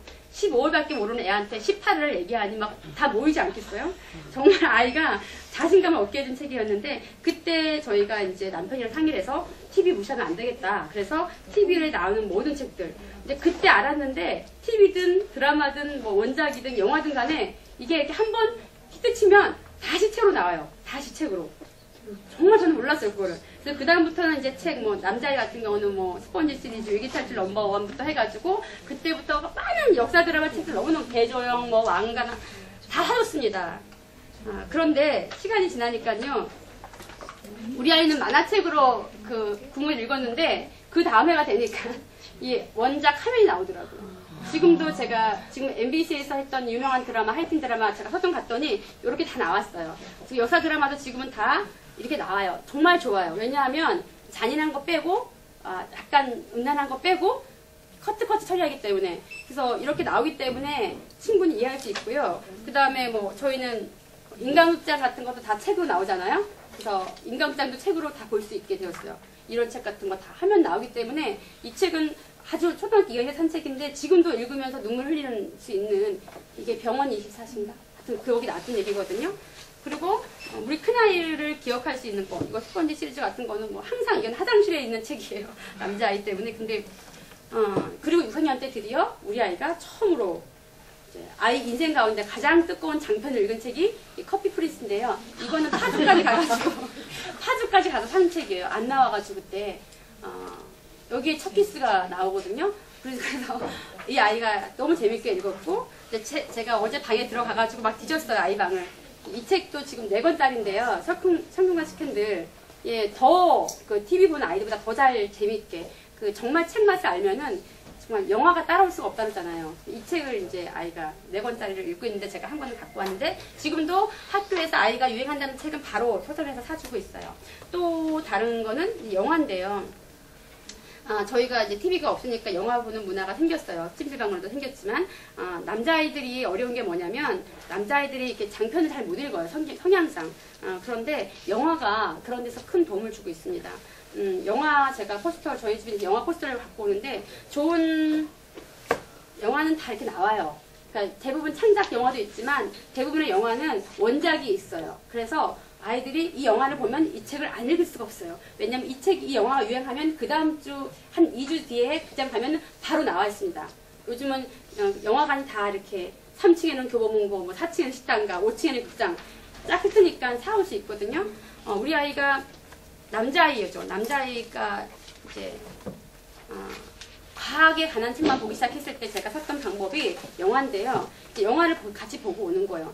이 나라라 호동구 영화를 보잖아요. 이제 그러면 그 다음에 이 책이 나와요. 이게 나는 백지다가 원작인데, 그러면 아이가 영화 본 게 있기 때문에 책을 읽는 거예요.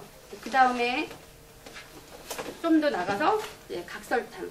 영화를 보면 이 책들을 읽기가 얼마나 쉬운지, 왜냐하면 추억이 있기 때문에. 그때 엄마랑 아빠랑 같이 앉으면서 그걸 봤었지, 그때 어떻게 했었지 하기 때문에 이 책 읽는 게 책을 읽는 것이 아니라 그 앨범을 보듯이 스토리가 있기 때문에, 사연이 있기 때문에 애들이 쉽게 읽어요. 그리고 나서 우리 아이가 4학년 때인가? 예, 인디아나 존스. 저는 인디아나 존스 원세대예요. 80년도에 이걸 본 것 같아요. 그런데 이게 이제 포에버 마지막인데 아이가 이걸 영화를 봤어요. 영화를 보고 그 다음 편에 영화 보러 한 달 뒤에 갔을 때 이제 이 책이 나왔습니다. 그러면 그 영화의 장면들이 곳에 다 나와 있어요. 그러니까 알고 있는 이야기를 뭘 볼까 싶은데 아이들은 안 그래요.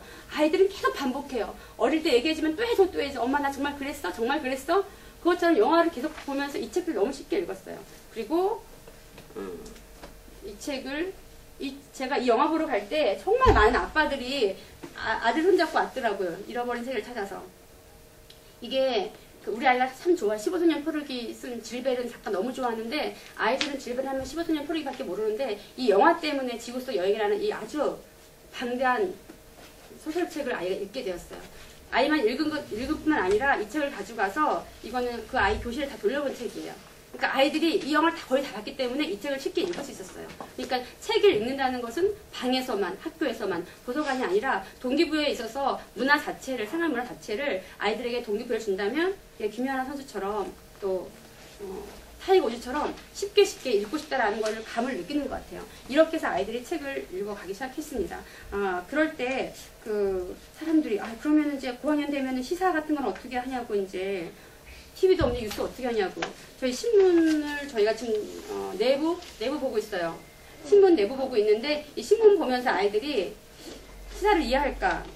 이렇게 큰 글자의 책도 안 봤던 아이들이 또 신문은 다르잖아요. 그죠? 근데 신문도 제가 똑같은 방법으로 아이들에게 했어요. 가장 먼저 했던 것이,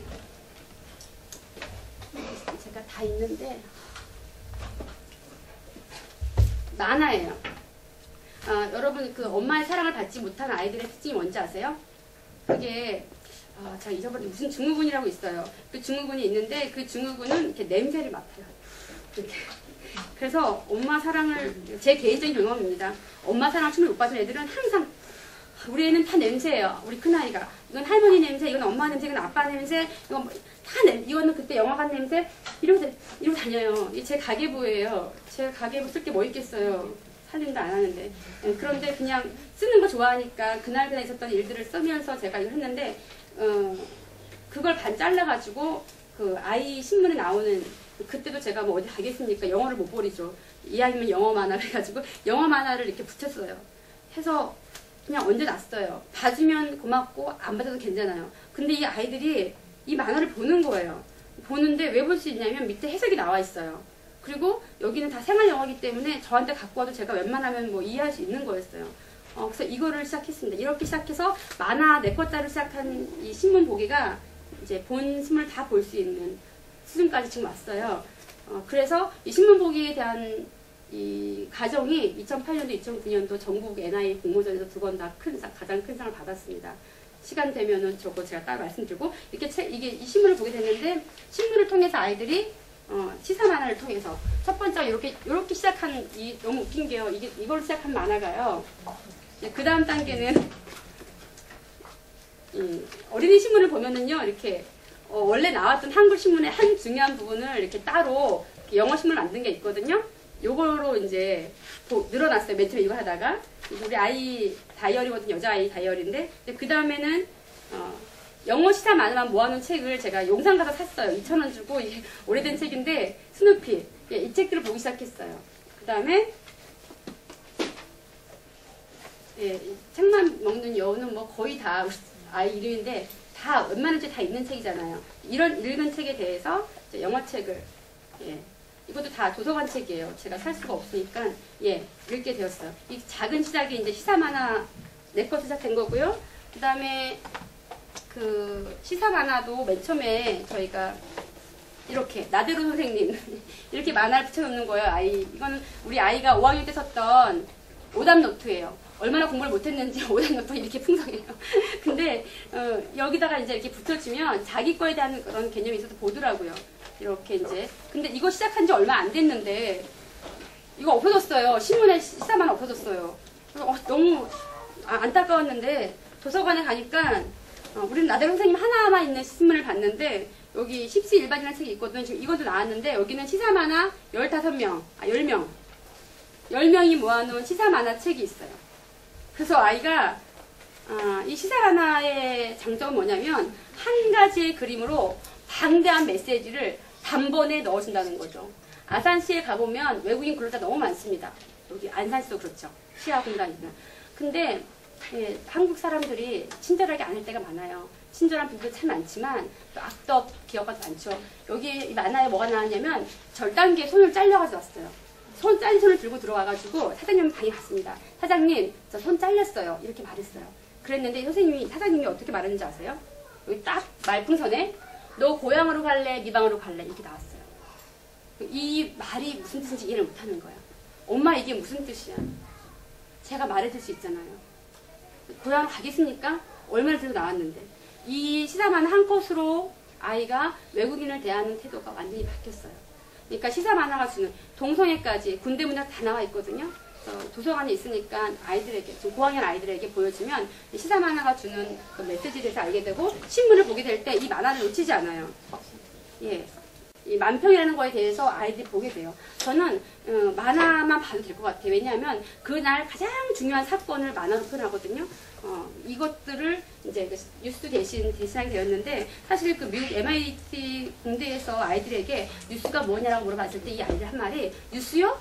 뉴스는 화재, 날씨, 감독, 대통령이 생긴 일 이 4가지라고 딱 말했어요. 다 안 좋고 우울한 이야기죠. 그런데 신문에는 정말 가지가지의 여러 가지 이야기들이 들어 있습니다.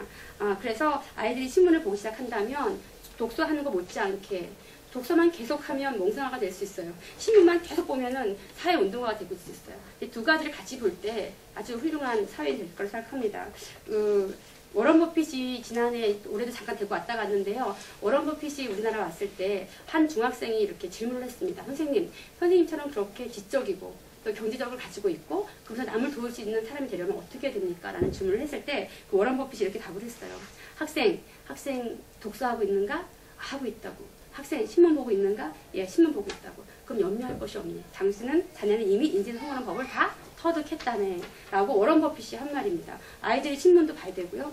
사회참여도 해야 되고요. 또 독서도 해야 되고요. 또 먼저 산 사람들, 위인들을 통해서 아이들이 아직 오지 않은 세계에 대해서 나아갈 수 있는 힘도 길러야 된다고 생각합니다. 그 세상에서 이렇게 아이를 키울 때 힘든 게 뭐냐면 남의 말들이에요. 우리 아이가 그냥 책을 보고 있는데 와가지고 그래요. 얘 독서용자 아니에요? 얘 독서용자 아니에요? 제가 그러면 너무 부담이 팍 되는 거예요. 독서용자라니요. 우리 아이는 오늘 읽은 책을 덮고 나서도 방금 읽은 책의 제목도 기억을 못해요. 항상 엄마한테 엄마 그거 있잖아. 그때 그거 이렇게 말을 해요.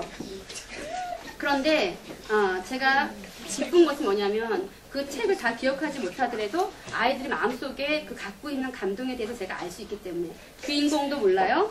요즘 또 출판사도 알아야 되잖아요. 출판사도 몰라요. 지은이도 몰라요. 그런데 책을 읽었다는 것은 그 아이가 어떤 소리든 간에 양식이 되어 있기 때문에 제가 그 책 한 권을 줄줄 외지 못하도 제가 충분히 기쁠 수가 있습니다. 두 번째 또 많이 받는 질문은 책을 그렇게 많이 읽으면은 뭐 독서 감상문 잘 쓰겠죠? 라고 질문을 받는데 독서 감상문 역시 아이들 수에 맞게 쓰는 거예요. 엄마가 보기에 잘 썼다는 것은 기대할 수가 없습니다. 우리의 인생의 깊이가 있고 아이의 인생의 낮음이 있는데 어떻게 잘 쓰는다고 발견할 수 있겠어요. 우리 아이가 초등학교 2학년 때 썼던 글이 있습니다. 우리 큰아이가 학교 열린 수업을 해서 갔는데 그날 발표했어요. 그때나 지금이나 아이의 하늘을 찌릿한 자존감은 정말 누구를 말할 수가 없어요. 굉장히 자존감이 높아진 아이인데 그날도 막 손을 들면서 선생님 제가 발표할게요 해서 했는데 그날 독서 감상문은 제목은 콩지와 파치였어요. 선생님이 충분히 수업을 많이 한 것 같아요.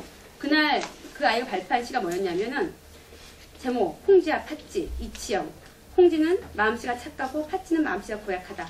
팥쥐네 엄마는 홍지를 뒤로 폈고 팥쥐는 잘 부족해줬다. 사실적인데 입각해 주신 것 같아요. 나는 우리 엄마가 아픈 엄마가 아니시면 좋겠다. 감동도 들어갔어요. 결론. 계속 착하고 공감하면 좋겠다. 그래야지 새엄마가 안 생긴다. 예, 항상 이런 식으로 써요, 글을. 또 우리 작은 아이가 3학년 때 썼던 시예요. 이 아이도 시를 밖에 안 쓰는 아이기 때문에. 전날 아빠한테 심하게 혼났습니다. 자기가 1박 2일을 생각해 봤는데 왜 혼났는지를 모르겠는 거예요. 제목 아빠의 변덕사랑. 아빠의 변덕사랑, 그 중에 기쁜 사랑. 만난 것도 사주고 장난 것도 사줄 수 있는 아빠의 기쁜 사랑. 아빠의 변덕사랑, 그 중에 아픈 사랑. 나를 슬프게 하고 때리기 싫어도 때리는 아빠의 아픈 사랑. 이 남편이요, 자기가 기분이 좋으면 다 좋아요. 자기가 기분 나쁘면 다 나빠요. 기분 좋으면 자는 애도 깨워서 뭘 사먹여요. 기분이 나쁘면은 그냥 야단을 치는 거예요. 아빠의 변덕사랑에 대해서 아이가 정확히 아는 거예요. 저는 가장 좋은 글은 삶의 이야기가 들어가 있는 거로 생각합니다. 글솜씨가 많이 늘었어요. 지금은. 그런데 글솜씨 많이 늘었다는 것은 뭐 글을 잘 쓴다는 것이 아니라 우리 집 두 아이는요, 글 쓰는 것에 대해서 겁을 먹지 않는다는 거예요. 그냥 겁먹지 않고 글을 써요. 지금도 아이들이 이제 창의성? 예, 창의성으로 상을 많이 받아오는데 그럼에도 불구하고 이제 아이들이 어버이날, 생일날 같은 날 되면은 이제 편지를 써갖고 와요. 저는 편지 쓰기를 정말 권장하고 싶습니다. 왜냐하면 요즘 아이들은 편지 쓸 줄 몰라요. 문자를 다 짧게 줄여서 크크크크크크 예, XX. 근데 생각하고 말하는 습관에 있어서 말 잘하는 게 있어서 가장 중요한 것은 생각이 되어야지 말을 할 수 있거든요. 근데 편지를 생각 안 하고 쓸 수가 없잖아요. 생각하고 말하는 것에서 가장 좋은 것은 편지인 것 같은데 이 편지도 먼저 엄마가 써야 될 것 같아요. 우리 아이가 이제 그 편지를 썼는데 제가 그 아이에게 아침에 아이가 잘 크지 않기 때문에 아침 안 먹고 가면 제가 거의 막 제정신이 아니에요. 근데 이 아이가 엄마의 그걸 알기 때문에 엄마의 가장 큰 복수는 아침을 안 먹고 학교 가는 거예요. 딱 일어나가지고 문 딱 닫고 나가요. 그럼 제가 막 쫓아나가가지고 그 딸의 그 엄마죠. 엘리베이터 앞에서 한마디 합니다. 좋겠다 이치영. 너는 그러고 가가지고 점심시간에 맛있게 급식 먹지? 엄마 하루 종일 굶을 거야. 제가 딱 그래요. 굶어! 그러고 딱 나가요. 그런데 며칠이 되면 편지가 이렇게 와요. 저한테. 엄마 내가 학교 가서 싸운 일에 제가 그랬거든요. 너는 학교 가서 재밌게 놀겠지? 다 잊어버렸겠지? 제 경험이에요. 제가 엄마랑 함께 속삭이고 나도 제가 학교 가면 다 제가 어릴 때 그랬던 것 같아요. 다 잊어버리고. 근데 엄마는 하루 종일 갖고 있더라고요. 그래서 제가 딸아이한테 그렇게 말했죠. 너는 다 잊어버리고 재밌게 놀 거야. 그랬더니 이 아이가 편지가 이렇게 왔어요. 내가 학교 가서 싸운 일 다 잊어버리고 슬퍼하지도 않고 울지도 않고 다 잊어버려서 행복하게 온다고 했지? 아니야 엄마. 나는 친구들이랑 이야기하고 웃을 때 모두 축 늘어난 얼굴들을 겨우겨우 이렇게 세워 웃고 있어. 그리고 잊어버리는 게 아니고 지우려고 노력하고 있는 거야. 엄마 미안해. 내가 엄마한테 힘이 돼줘야 되는데 요즘 나를 보면 엄마를 아주 조금씩 먹고 있는 것 같아. 제가 맞는 말 같아요. 근데 이렇게 편지가 와요. 아이들한테. 그럴 때 제가 아이들 글솜씨가 늘어있다는 것을 느낄 수 있습니다. 선생님께서, 이훈 선생님, 김훈 선생님께서 그랬던 것 같아요. 그 남한산성수씨 선생님이시죠. 아무리 많은 책을 읽어도 책 읽기 이전과 이유가 변화되지 않는다면 그건 아무런 도움이 되지 않는다라고. 그것은 더 많은 사람들을 판단하는 기준만 될 뿐이다라고 말하셨는데, 예, 책을 많이 읽으면서 삶이 변화된다면 그것처럼 좋은 독후감은 없는 것 같아요. 편지하면 떠오르는 게 키다리 아저씨. 저도 키다리 아저씨에 대한 굉장히 동경이 있었던 것 같아요.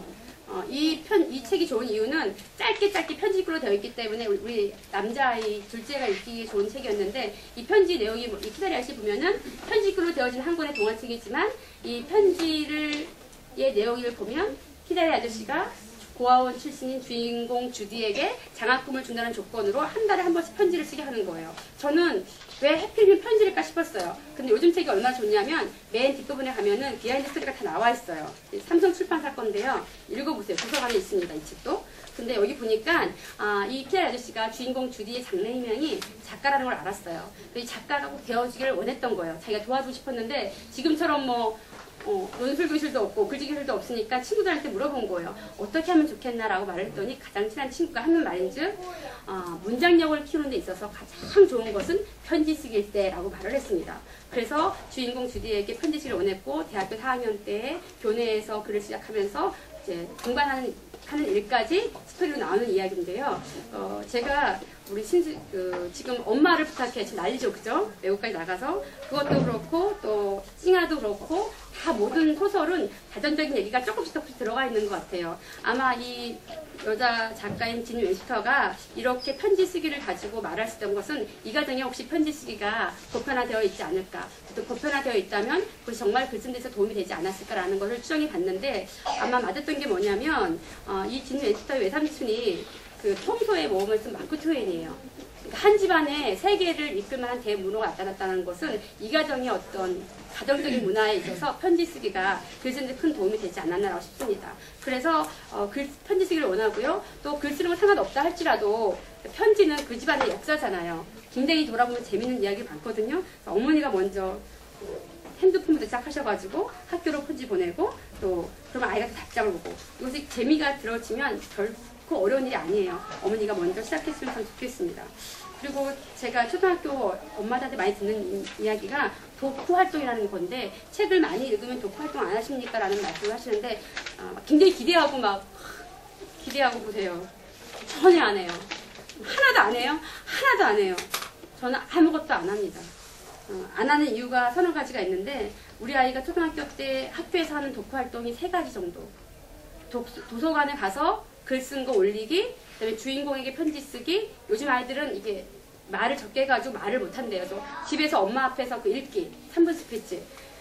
그런 아이한테 이게 책을 읽히고 나가지고 뭐 어땠니 물어본다는 것은 독후 활동이 아니라 고문 같다는 생각이 들었어요. 그리고 두 번째는 아이들이 책을 읽으면 아이들은 거짓말 못해요. 그래서 빤히 보이는 거짓말을 잘하잖아요. 그러니까 책을 읽으면 그것이 얼굴 표정이 나와요. 감동이. 어머님이 잠깐 놓쳤을 뿐이에요. 근데 그걸 제가 캐치할 수 있기 때문에 굳이 물어보지 않아도 될 수 있었고 큰아이를 보면서 느낀 것은 뭐냐면 책을 읽다 보면 쌓여요. 쌓이면 어느 순간 되면 이 물이 넘치듯이 그 감동이 나와요.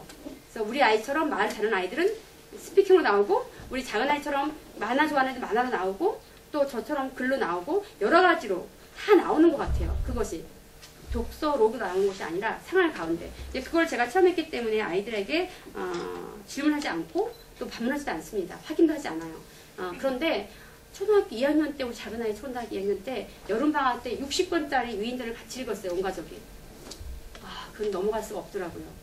왜 넘어갈 수 없냐면 제가 학교 다닐 때 위인전을 읽으면 본받을 점을 쓰지 않으면 집에 보내주지 않았어요. 선생님이. 그래서 제가 그게 딱 생각나가지고 우리 아이에게 얘들아 정말 낯간지러운 말로 그랬어요. 엄마는 헌신의 삶을 산 스바이처나 많은 재산을 헌납한 카네가 너무 마음이 나왔는데 너희들은 어떤 위인이 기억이 남니? 라는 질문을 했습니다.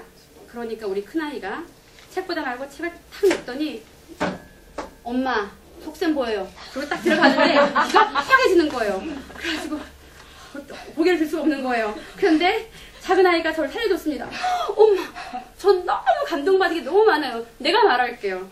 증거라. 어떤 걸? 어떤 걸 감동받았어? 라고 말하니까 우리 아이가 하는 말이 쉬지 않고 나옵니다. 그 말 더듬이가 하는 말이 즉 엄마, 소심한 아인슈타인을 막 격려해준 아인슈타인의 부모님이 너무 기억에 남아요. 저기에다 말씀드린 에디슨. 엄마, 그 에디슨을 치마 뒤에 숨겨준 에디슨의 엄마 너무 대단한 것 같아요.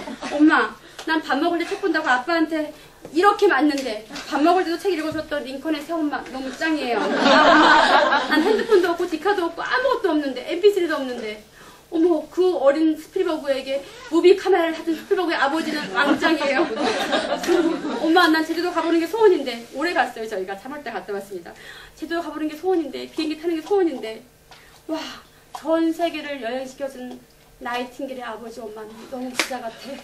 그 말을 딱 했어요. 제가 그 말을 듣는데 막 내가 듣고 싶었던 그 상대성 이론 노예 해방, 정부의 발면, 백의의 천사 얘는 그걸 아예 읽지도 않았던 거예요. 그래서 제가 뭐 해가지고 있는데 공포의 시간이 왔어요. 작은 아이가 큰 아이가 자기가 딱 나오더니 36개월 차이 나니까 어리잖아요. 중거리 머리를 막 만지더니 그냥 등을 탁탁 치면서 그러는 거예요. 중거라. 어쩜 위인들은 그렇게 하나같이 훌륭한 품을 만났니? 제가 같은 책을 읽고도 이렇게 다른 감동을 받을 수 있는 게 무엇일까 생각을 했습니다. 제가 착각한 거예요. 독후 감상문, 독서를 하고 받은 감동문은 구구단처럼 정답이 없었어요. 저는 훈련 받은 대로, 학습 받은 대로 정답을 가지고 질문을 했습니다. 여러분이 아이들에게 정답을 가지고 접근하면 저처럼 100점 100패입니다. 왜냐하면 덕후 감성문, 감동, 이건 다 각각 다른 거예요.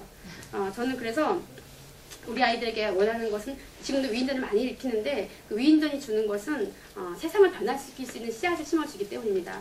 오바마 대통령이 이렇게 미국 최초의 흑인 대통령이 됐을 때 오바마의 사람들 해가지고 신문에 막 나왔었어요. 할머니, 아버지, 엄마 뭐 많이 나왔는데 그분이 최후로 골랐던 사람은 3명이었어요. 1863년도 노예해방을 이룬 링컨, 그 다음에 1940년대 경제 대공황 때 뉴딜 정책으로 경제보복을 일으킨 루즈벨트, 아마 그 다음에 3번째는 노예해방이 됐음에도 불구하고 100년 지나서도 인권이 회복되지 않는 그거를 위해서 평화대행진을 했던 마틴 루터 킹 목사님, 이 3분을 자기가 존경하는 사람이라고 했습니다. 아마 이 3가지가 미국의 당대의 문제였던 것 같아요. 아마 그 시대 때.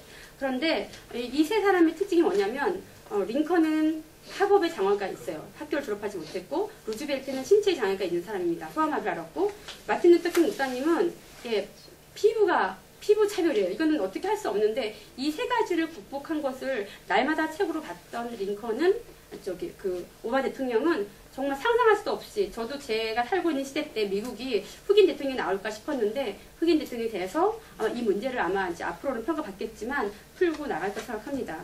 그래서 제가 느끼는 것은 뭐냐면 사람이 변화시킬 수 있는 것들이 많이 있지만 사람을 변화시키는 데 있어서 책이 한몫한다는 것을 저는 정말로 강조하고 싶어요. 그래서 사람이 만든 책보다 책이 만든 사람이 훨씬 더 많기 때문에 아직도 지구가 이렇게 굴러가고 있지 않나라는 생각을 합니다. 저희 아이는 지금 고등학교 입학할 때 중학교 3학년 성적이 반에서 전교에서 133등이었어요. 아산시는 교실이 높지 않습니다. 그 정도면 막 엄마들 땅을 쳐야 할 일인데 그런 아이가 학교에서 리더로 잘 활동하고 있어요. 정말 지식이 부족함이 많은 아이인데 어떻게 저 아이가 그렇게 리더가 될 수 있을까라는 생각을 했는데 그것이 아마 책이 주는 어떤 도움이 아닐까라는 생각을 합니다. 저는 아이들에게 독후감을 써보라고 한 적도 없고 책을 읽은 것에 대해서 확인한 적도 없지만 아이들이 늘 행복해요. 그 안에 많은 사람들이 들어있기 때문입니다. 제가 행복한 이유는 책이 없는 광산에서 자랐어요. 그래서 책이 없는 마을 살아서 제가 알고 있는 책은 다 교과서예요. 교과서에서 있는 동화책이 몇 개 되겠습니까? 그런데 제가 그 몇 가지 동화책으로 행복한 청소년들을 보냈어요. 특별히 생각나는 것은 그 수필, 인연, 인연 같은 거, 그 다음에 낙엽을 태우며, 또 어릴 때는 소나기. 지금도 생각하면 너무 가슴이 찌릿찌릿해요. 특히 그 아사코와 난 3번 만났다. 3번째는 아니 만나 좋았을 것을. 막 이러면 빨리 칭찬의 기차를 타야지. 막 이런 생각들이 막 들면서 어떤 걸로 이렇게 가져올 수 없는 귀한 추억의 영화를 할 수 있는데 우리 아이들에게 원하는 것이 그거예요. 이 많은 책들을 읽고 아이가 지식을 하는 것이 아니라 엄마 아빠가 이 땅에 없을 때 또 힘들 때 이 아이들이 추억할 거리를 건져줄 수 있는 뚜레박 같은 역할을 해주기를 제가 간절히 원하고 있습니다. 그래서 지금도 아마 그런 것들이 가능해지고 있는 것 같은데요. 그 다음에 엄마들이 저에게 하는 말들은 그래도 선생님 공부 잘하냐고요. 그런데 큰아이보다는 작은아이가 독서 학년에 달았습니다. 작은아이는 정말 공부를 잘해요. 아직까지 문제집을 한 적이 없어요. 제가 다음 주에 중학교 입학하고 첫 번째 시험인데 한 권 사다 뒀는데 지금 풀었는지 안 풀었는지 모르겠어요. 그런데 공부 잘하게 돼요. 책 읽으면 공부 정말 잘해요. 그런데 책하고 공부는 기찻길의 두 레일처럼 아무 상관이 없어요. 그런데 가다 보면 만나더라고요. 근데 어떤 아이들은 빨리 만나요. 이 빨리 만나는 아이들 때문에 많은 다수의 아이들이 피해를 보고 있습니다. 엄마들이 이 아이 때문에 책을 강제로 읽혀가지고 책에 대한 흥미를 떨어뜨리는데 어떤 아이는 저 끝에 가서 만날 때도 있어요. 그런데 중요한 것은 공부를 목적으로 책을 읽는다는 것은 너무 속보이는 짓이 아닐까. 아이들이 독후감 숙제를 쓰기 위해서 동화책을 읽는 건 너무 싫어하잖아요. 근데 그냥 책을 읽는데 선생님이 독후감 쓰라는 숙제 때문에 책을 읽는다는 것은 숙제예요. 그래서 책을 읽다 보면 책을 통해서 교과서에 필요한 것을 배우는 것이 이 교과서 공부를 잘하기 위해서 책을 잡는다는 것은 아이에게 있어서는 커다란 숙제고 부담감일 것 같아요. 근데 책이 공부에 도움이 된다는 것은 확실한 것 같습니다. 그래서 이걸 원하신다면 기다려주는 인내심이 필요한데 그 거실 캠페인을 했을 때 같이 했던 김하영 고대 교수님께서 하신 말씀이 뭐였냐면 세상에서 가장 더디 나타나는 것이 있는데 그것은 바로 독서의 효과다. 독서가 이게 금방 남비처럼 끓지 않는다는 거예요. 뭐 다를 수도 있지만 우리 아이들이 책을 읽은 것은 어떤 시간 어떻든 간에 그 책은 아이에게 도움이 되지 악이 되지 않습니다. 그것들을 기다려줄 수 있는 그런 용기가 필요한 것 같고요. 독서 위인전을 읽을 때 아이들이 옛날 위인전을 좀 힘들어해요. 요즘 아이들은 굉장히 빠른 스피드를 하기 때문에. 그러니까 지금 시대를 변화시키는 살아있는 위인들에 대해서 아이들에게 주면은 굉장히 잘 읽어요. 우리 큰아이가 좋아해서 샀던 책이고 이거 빌렸던 책이고 이 책은 우리 작은아이가 가장 존경하는 분이 안철수래요. 왜냐하면은 빌 게이츠를 좋아했는데 빌 게이츠는 팔아먹고 안철수는 공짜로 줬다는 거예요. 그래서 안철수 씨를 존경한다고 생각했는데 안철수 씨에 관한 책들이 많이 있고 있어요. 그러니까 이렇게 몸을 부딪힐 수 있는 그런 영향력을 끼칠 수 있는 리더들을 아이들에게 사준다면 정몽주 책을 읽는 것보다는 잘 읽을 거예요. 그런데 그 책도 읽기 어렵다라고 하면 신문에 보면 이렇게 정말 오래된 신문이에요. 지금도 계속 이어지고 있는데 저희가 지금 이렇게 하고 있어요. 신문 잘 보기 때문에. 여기 리더라는 코너가 있거든요. 여기는 지금 지금 현존하는 모든 활동가들 그런 사람들의 이야기가 다 나와 있어요. 굉장히 재밌고 저도 많이 보는 책인데 이 책이 신문인데 지금 이분 가지고 영화 만든 것 지금 미국에서 개봉됐거든요.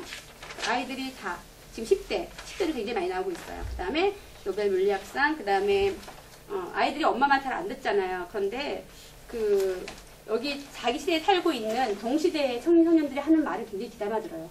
줄쳐가면서 읽고 있거든요. 우리 아이가 이런 리더 책들을 책으로 나오지 않아도 신문을 통해서 보여준다면 아이들이 생각의 넓이를 굉장히 넓힐 수 있을 것 같습니다. 아이를 키우는 데서 제가 터득한 방법은 뭐냐면 농부가 이렇게 씨앗을 뿌리고 그 다음날 얼마나 자랐는지 너무 궁금해요. 전 농사꾼이 아니라서. 근데 확인하려고 땅 파는 순간 햇빛에 씨앗이 말라 죽더라고요. 그걸 보면서 제가 느낀 게 뭐냐면 자녀들에게 있어서 독서 교육이나 자녀를 양육하는 데 있어서 가장 필요한 것은 농부의 정성. 어떤 분이 그러더라고요. 농부의 발걸음 따라서 자라는 속도 다르다. 아침 저녁으로. 농부의 정성과 어부, 낚시하시는 분들 아마 경험하실 텐데 인내심이 굉장히 필요하잖아요. 아무것도 없는데. 그런 인내심과 정성이 있다면 아이들은 잘 자랄 것 같아요. 그 아이들이 잘 자라다 보고 이 여유가 생긴다면 아이들은 아까 처제도 말씀드렸지만 읽을 거리를 찾게 돼요. 근데 많은 책을 읽다가 자기를 흔들 한 권의 책을 만나요. 정말 결정적인 것은 한 권의 책이 아이를 바꾸더라고요. 그리고 그 아이를 믿어주는 엄마. 그 세계의 많은 위인들이 하는 말이 나를 나답게 만든 것은 이 책 한 권과 세상은 나를 믿어주지 않았지만 나를 끝까지 믿어준 나의 엄마라 이런 말을 많이 하는 걸 제가 봤는데 이 모든 것이 여유가 있을 때에 가능한 일입니다. 아이들이 바쁘면 할 수가 없어요. 책을 바뀔 수는 없어요. 구구단 외우는 것처럼 가면서 외울 수가 없어요. 책은. 그래서 책은 음미할 수 있는 부분이 필요하기 때문에 여유를 좀 주시길 원하고요. 우리 아이가 지금 고등학교 1학년인데 디자이너가 꿈이에요. 그런데 이 아이가 디자이너가 꿈인 건 꿈인데 미대에 가기 위해서는 이 수능이 얼마나 필요한지에 대해서 잘 감각이 없어요. 그런데도 이 아이가 행복한 것은 꿈꾸고 있기 때문에 너무 행복해하는 것 같아요. 선생님이 하시는 말씀이 아이들이 꿈이 없대요. 근데 치영이는 너무 꿈이 확실하기 때문에 학교생활을 너무 즐겁게 한다라고 합니다. 작은 아이가 어제 저희 집에 와서 한 말이 뭐냐면 너무 놀랬대요. 선생님이 꿈을 물어봤는데 애들이 다 부모님의 꿈을 얘기하더래요.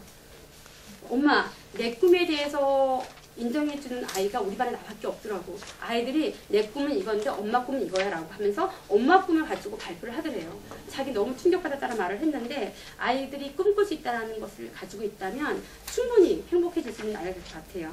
근데 나중에 후회하시면 어떡하실 거예요? 라는 말을 저에게 하시는데 후회 안 해요. 지금도 너무 행복하게 아이들이 학교생활 즐겁게 하고 있고 또 제가 원하는 것은 세상의 그 중심가에서 어떤 리더가 되는 걸 원하는 것이 아니라 그냥 좀 감사하는 생활을 또 나눌 수 있는 생활을 공유할 수 있는 생활을 배려할 수 있는 생활을 하는 아이가 되길 원하는데 왜냐하면 아주 높은 곳에서 많은 것을 가지고 그것을 읽는 사람들이 날마다 어떻게 하죠?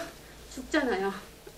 그 많은 지식을 가지고 그 많은 가지고 있는 것들을 하나도 남을 쓰지 못하고 죽잖아요.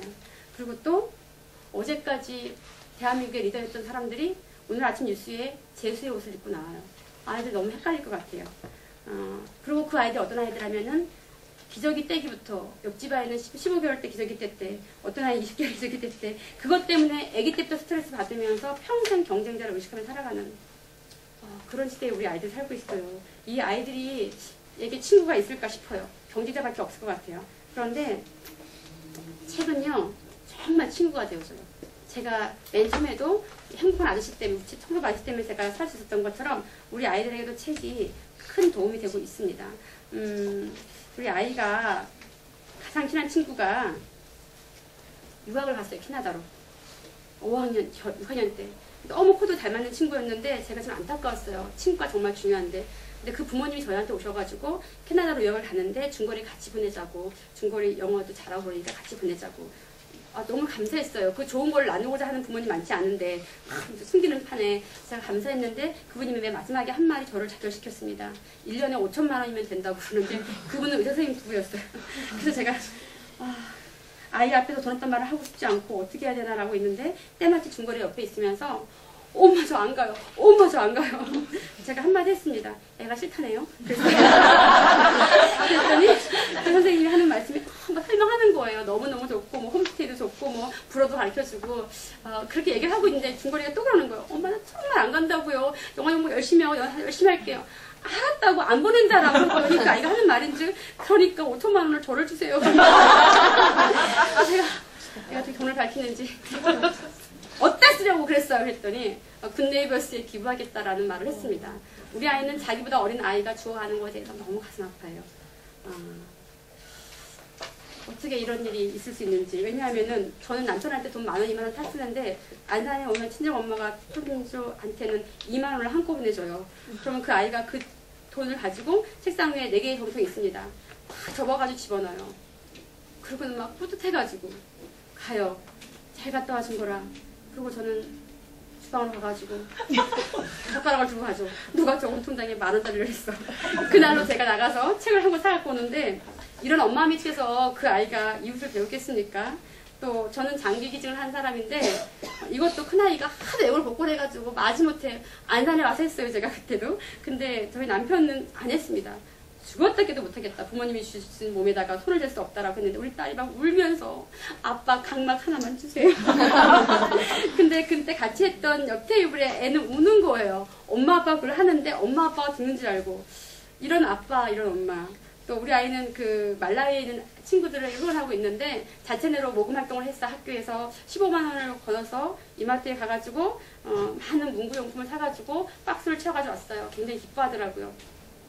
엄마 이거를 택배로 보내주세요 라고 갖고 왔는데 저는 살림을 하지 않으니까 남편에게 줬어요. 여보 이거 택배로 보내주세요. 그랬더니 남편이 그 우편물을 가지고 옥지로 갔다 왔습니다. 오는데 현관문을 딱 열리는데 번호키를 누르는데 따다다다다다다 하는 게 화가 났어요.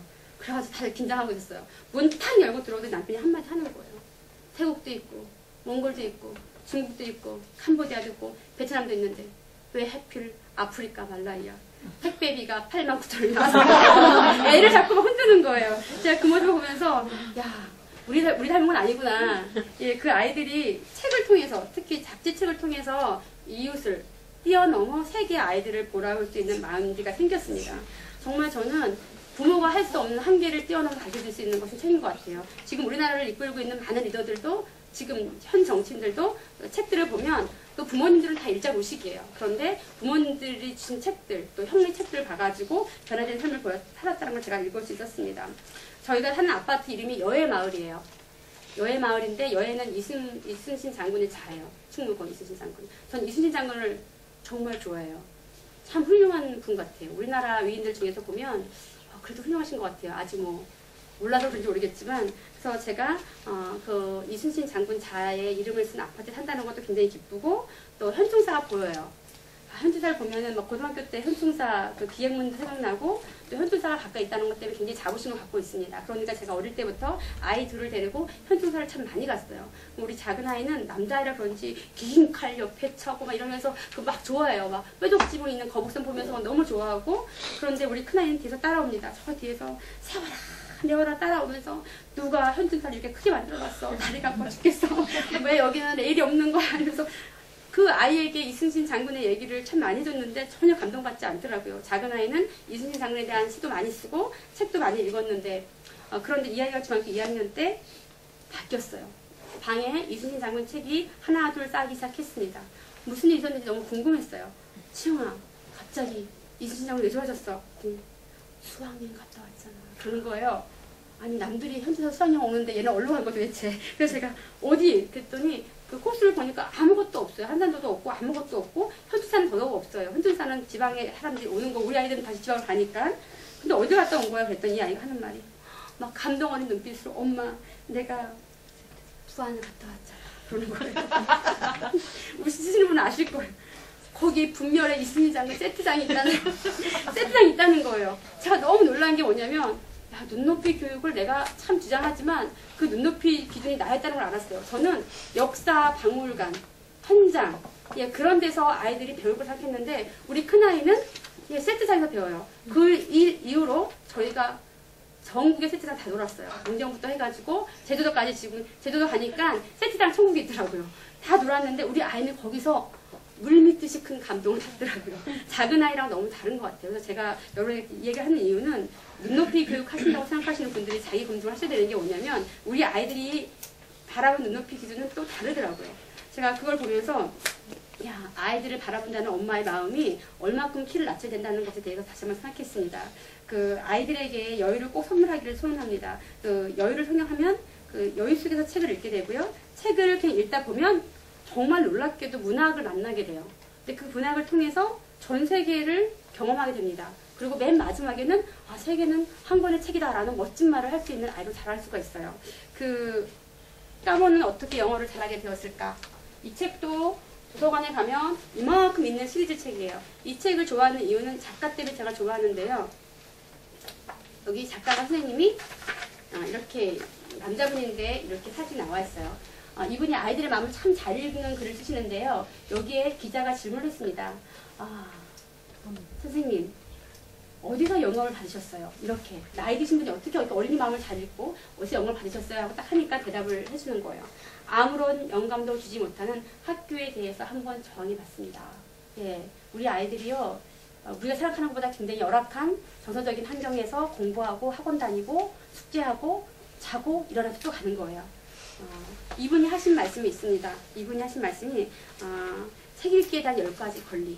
이분이 하신 말씀인데 제가 너무 감동받아서 냉장고에 항상 붙여놨습니다. 읽어드릴게요. 우리 모든 아이들에게는 책을 읽지 않을 권리가 있다고 합니다. 저도 어릴 때 책 안 읽었었어요. 그런데 지금 읽고 있습니다. 두 번째는 건너뛰며 읽을 권리가 있다고 해요. 처음부터 끝까지 읽는 것은 어른들의 눈높이입니다. 건너뛰며 읽을 권리가 있고요. 세 번째, 끝까지 안 읽고 덮어둘 권리가 있다는 거죠. 우리 아이는 이렇게 덮어놔요. 끝까지 읽지 않을 권리가 있고요. 다시 읽을 권리. 너는 그 책을 또 왜 보니? 다시 읽을 권리가 있어요. 세 번째는 아무 책이나 읽을 권리가 있습니다. 정말 도서관에 있는 책은요. 아무거나 읽을 수 있어요. 도서관에 와서도 이 책 안 되라고 하시면 안 됩니다.